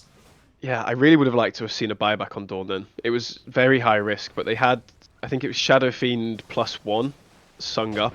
The Shadow Fiend got his ultimate off, and I think if the Dawn had the buyback, I think the Shadow Fiend dies without getting his ult off there. Indeed. Go potentially here out onto the Void Spirit. He does have a jump away still, so they're going to need to get that reel in. Reel in the years from this Kamki Naga. Does throw out the root instead onto the Clockwork this time. Might go for the nice easy kill, but it's not an easy kill with those cogs. They do have the Dawn ult this time, but immediately into the Hypnotize again. Still gets a double hit off the back of it. Damage being pumped in. Meanwhile, on the back lines, the Monkey has a lot of heroes forced onto him, forced to walk out of his own circle there. They do manage to do a lot of damage into this Darkseer, but meanwhile, the first one going down this fight is going to be that Naga Siren. Can they kill off this Void Spirit? They can't, and instead, it's the Gyrocopter goes down to the long-range Impetus from downtown. Double kill for Avoxo.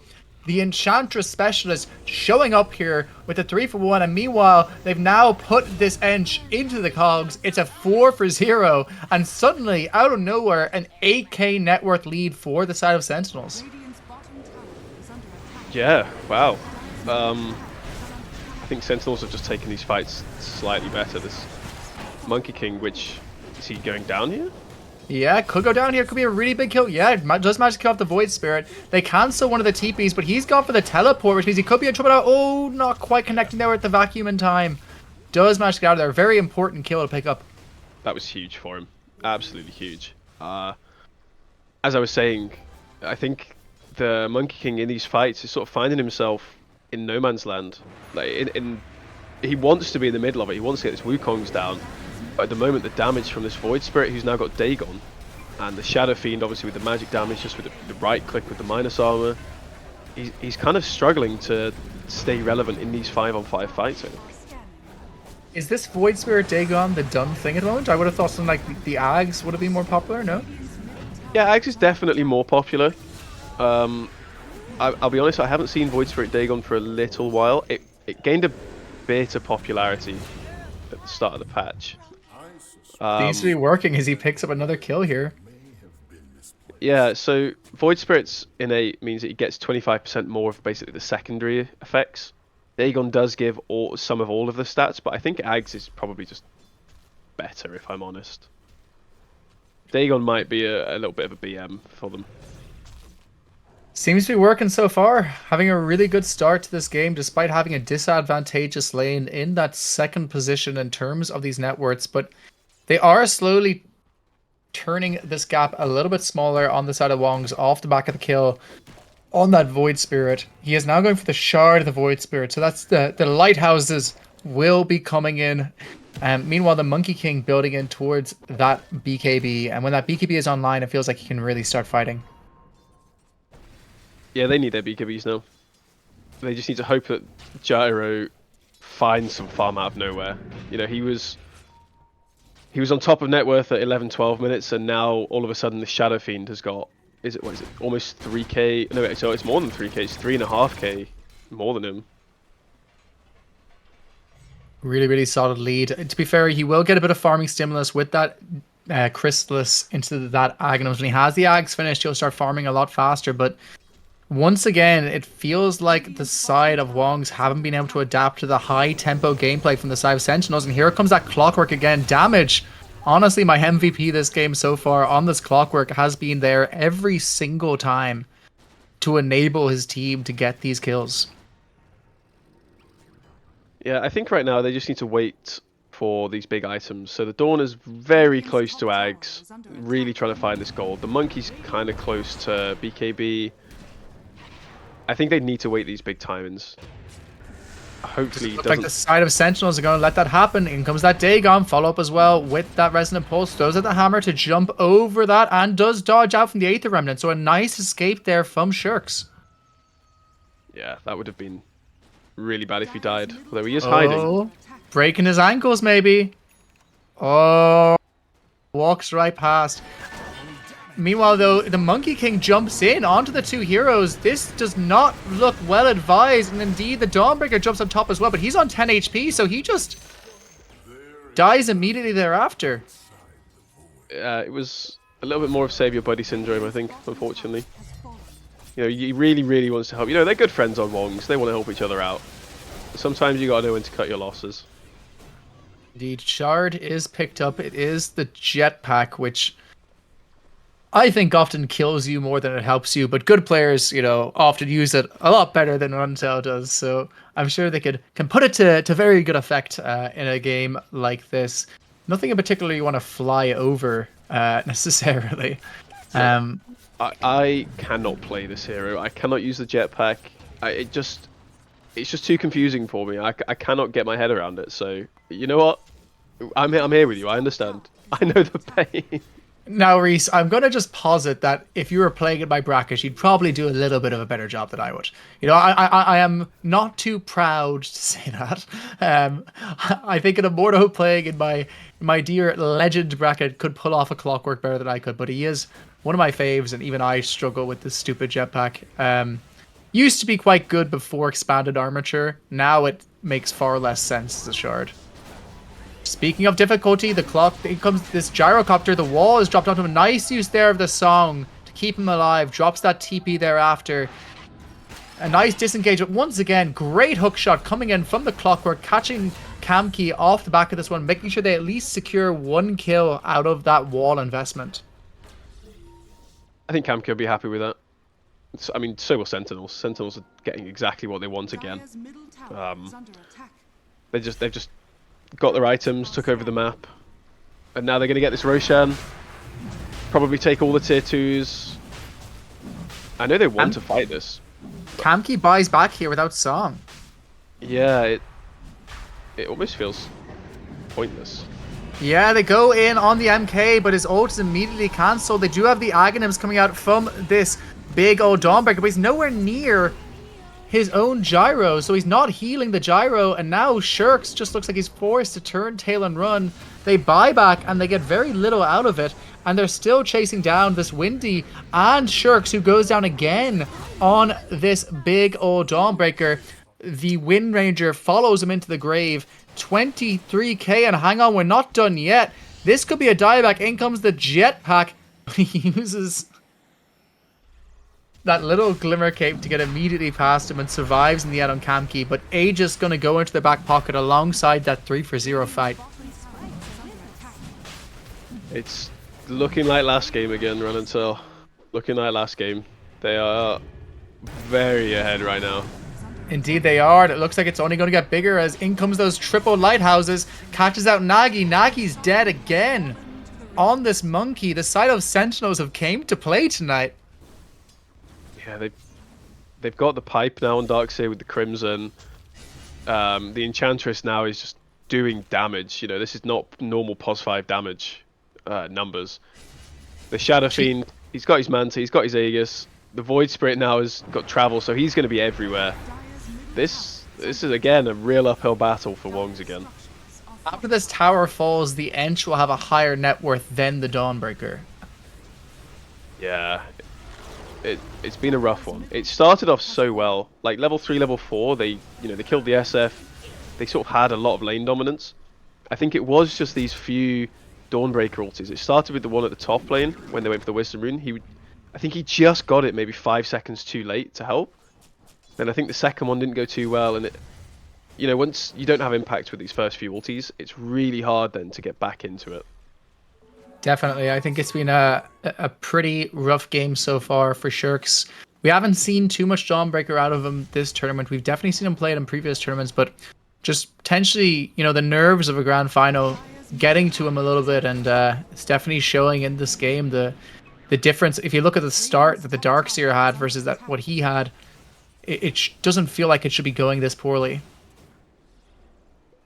Yeah, Darkseer kind of has the luxury of being able to farm anywhere, right? You just put some shells on some waves, play with your team, you're fine. With Dawnbreaker, you do have this global presence, but you just don't farm all that great. If you're not getting some of these kills, in like with your ultimate, you kind of do you're a big melee creep, really, just farming as quick as you can.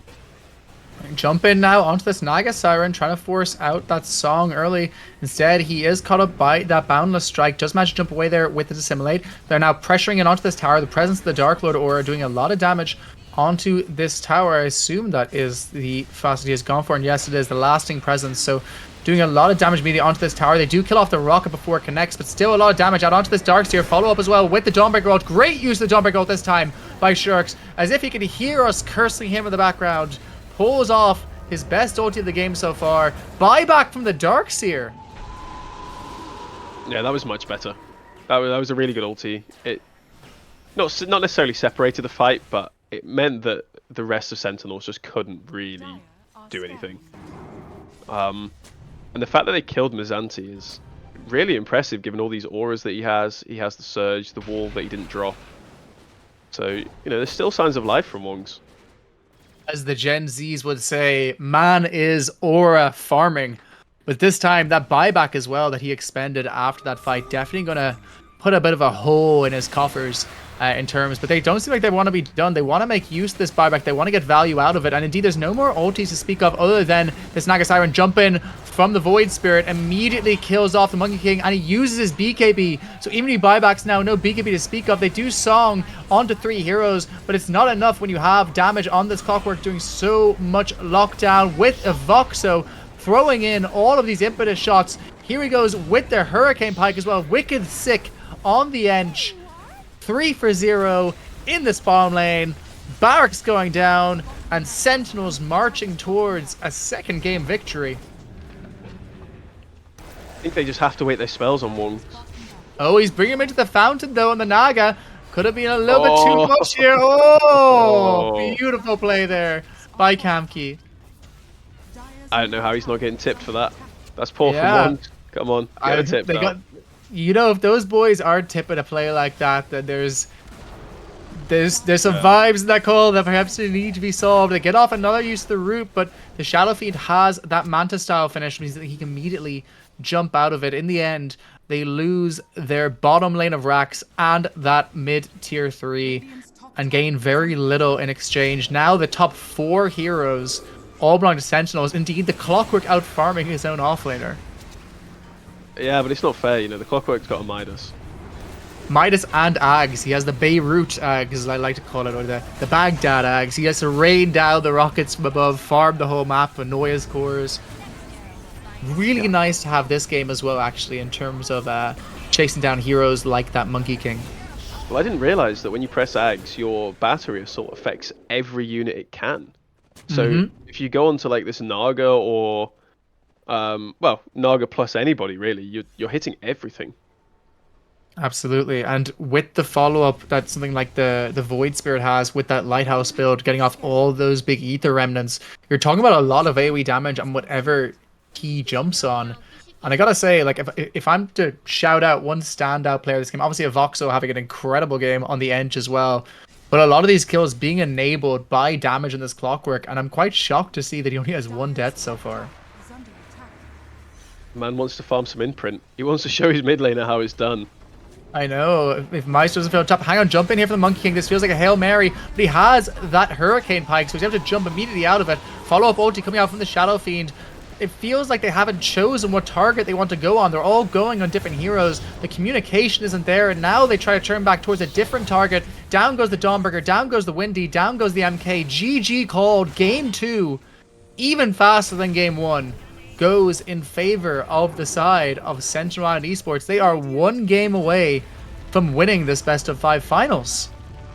Yeah, wow. That it kind of just fell apart very quickly for them. I think as soon as this Void Spirit got the double kill top lane, where they caught the Gyro out, he got this Spirit Vessel and then just did what he did last game. He just ran around.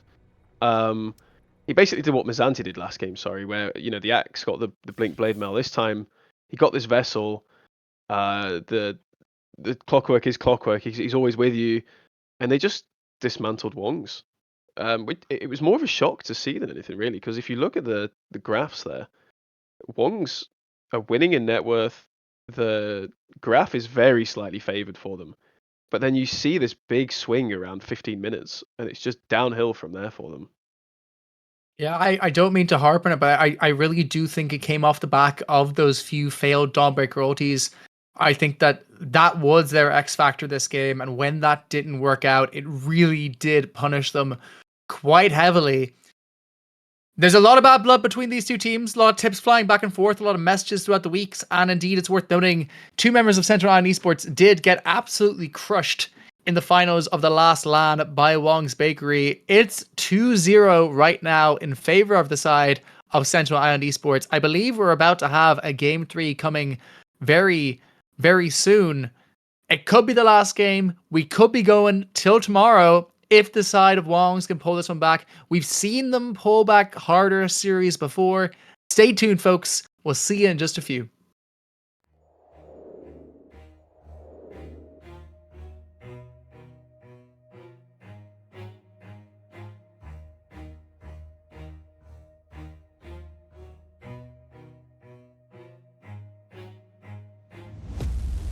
Watch out, cause I'm here now and I'm staying. Claws out, this the fight that I've been craving.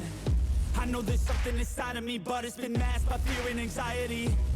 But no more, I'ma break out of the chains. Let's defiantly. Go! I'm waking up, this ain't enough. All of my dreams were starting to rust, but I believe that I can adjust. Positive thoughts, I'm starting to trust. Nothing's deserved unless you work. Something of worth requires an urge. I have been hurt by those at their worst, but that gave me will, some power, a surge.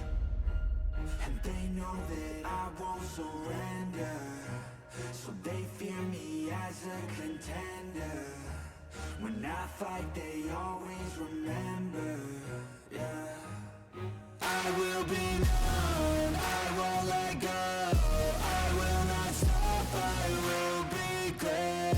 I will be known, I won't let go. I will not stop, I will be great. 'Cause we came here to conquer, like we're monsters. We can last much longer, 'cause we do this for honor. We came here to conquer, like we're monsters. And we can last much longer. I am a hunter, I've been filled with demons and hunger. I am the thunder, I command the masses in numbers. Look at the fear in their eyes, this is what happens when you are surprised. It's time to meet your demise, just call me Zeus and look to the sky. Everything's amplified, no they cannot deny. I will be rectified if you dissect me. Find scars, teach you left behind. Injuries that define me to my core. They'll hear me roar like never before. The pain I absorbed, it's feeding my core. I'm hard to ignore, I'll beat down your door. If you wanted war, well then you got war. Folks, I am the harbinger of fake news, it appears. Unfortunately, due to work commitments, those are all of the games that you are going to get for this evening. A couple quick thank yous. Thank you so much to my amazing, wonderful, hot, and incredible obs, as always, Auntie, for doing a spectacular job, as always, with me. Not just this game, but this season, as this is the last time I will be seeing all you folks till the next league. Thank you, Auntie. You the best. You can speak if you'd like. Much love. Thank you to my co-caster, Reese. It was incredible getting to cast you for the first time. I had a lot of fun. 2 quick things of note. Firstly, we have just announced our LAN dates, the 11th to the 12th of October. That is a Saturday and a Sunday. It'll be taking place in the Gateway Hotel in Dundalk. It is less than an hour's drive from Dublin. There are public transport routes available, and there are always lots of helpful people in our community who are willing to give lifts and help out to make the LAN happen. Please do sign up. Please do come. They are immense crack, although I can't speak to the speed of the Dundalk bar based on my past experience. I'd recommend bringing your own cans. Second thing, very quickly, if you would like to see the conclusion of this series tomorrow evening, I think around what time? Someone shouted at me. Anyone know? I know last time they wanted to start at 9, but I don't know if Yeah. they've changed that. I think it's 9 p.m. We'll have the conclusion of these series. Wong's currently 2-0 down. One more win for Sentinels will make it a clean sweep. But knowing the side of Wong's, it could go very late into the evening. And the best part is, you don't have to listen to me in order to watch it. We're going to have click and Taylor, the most tatted boy in East Belfast, ready to go for that one. But for tonight, I gotta go to bed. Some of our players have to go to work. I'll see you later. Thanks, folks. See you later.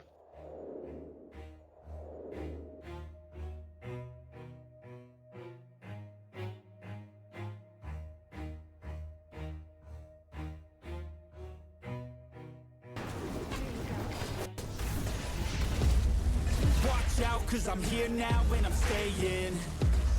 Claws out, this the fight that I've been craving.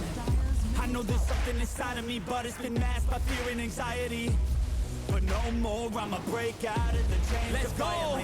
I'm waking up, this ain't enough. All of my dreams were starting to rust, but I believe that I can adjust. Positive thoughts, I'm starting to trust. Nothing's deserved unless you work. Something of worth requires an urge. I have been hurt by those at their worst, but that gave me will, some power, a surge. And they know that I won't surrender, so they fear me as a contender. When I fight, they always remember. I will be known, I won't let go. I will not stop, I will be great. I will be known, I won't let go. I will not stop, I will be great. 'Cause we came here to conquer, like a monster. We can last much longer. We do this for honor. We came here to conquer, like a monster. And we can last much longer. I am a hunter, I've been filled with demons and hunger. I am the thunder, I command the masses in numbers. Look at the fear in their eyes, this is what happens when you are surprised. It's time to meet your demise, just call me Zeus and look to the sky. Everything's amplified, no they cannot deny. I will be rectified if you dissect me. Find scar tissue left behind, injuries that define me to my core. They'll hear me roar like never before. The pain I absorbed is feeding my core. I'm hard to ignore, I'll beat down your door. If you wanted war, well then you got war. And they know that I won't surrender, so they fear me as a contender. When I fight, they always remember. I will be known, I won't let go. I will not stop, I will be great. I will be known, I won't let go. I will not stop, I will be great. 'Cause we came here to conquer, like we're monsters. We can last much longer. We do this for honor. We came here to conquer, like we're monsters. And we can last much longer.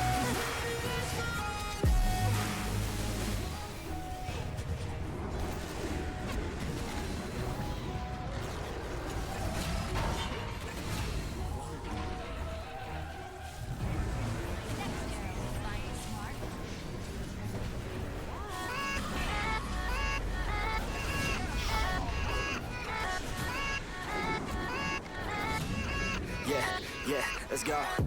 I ain't the first with the curse, with the thirst that I wanna be better, not worse, man it hurts. I'm on this earth with my words and I put them all together, insert, cause I wanna have worth. Working hella hard till they put me in the dirt. Gonna go far, man, listen to my words. Gonna be a star, man, life's like a blur. When you're working this hard, yeah, you get what you deserve. Yeah, I ain't taking a backseat, I'm passing anybody else who is rapping. I'm nasty, ain't nobody able to catch me. They gasping, they cannot compare, they can't match me. I'm at half speed, I got your girl and she laughing and dancing, hanging on my butt, she asking to crash with me, smash with me, she savage, she wants cash money, and she knows that I live lavishly. I wanna live, I'm cold inside, give all I have.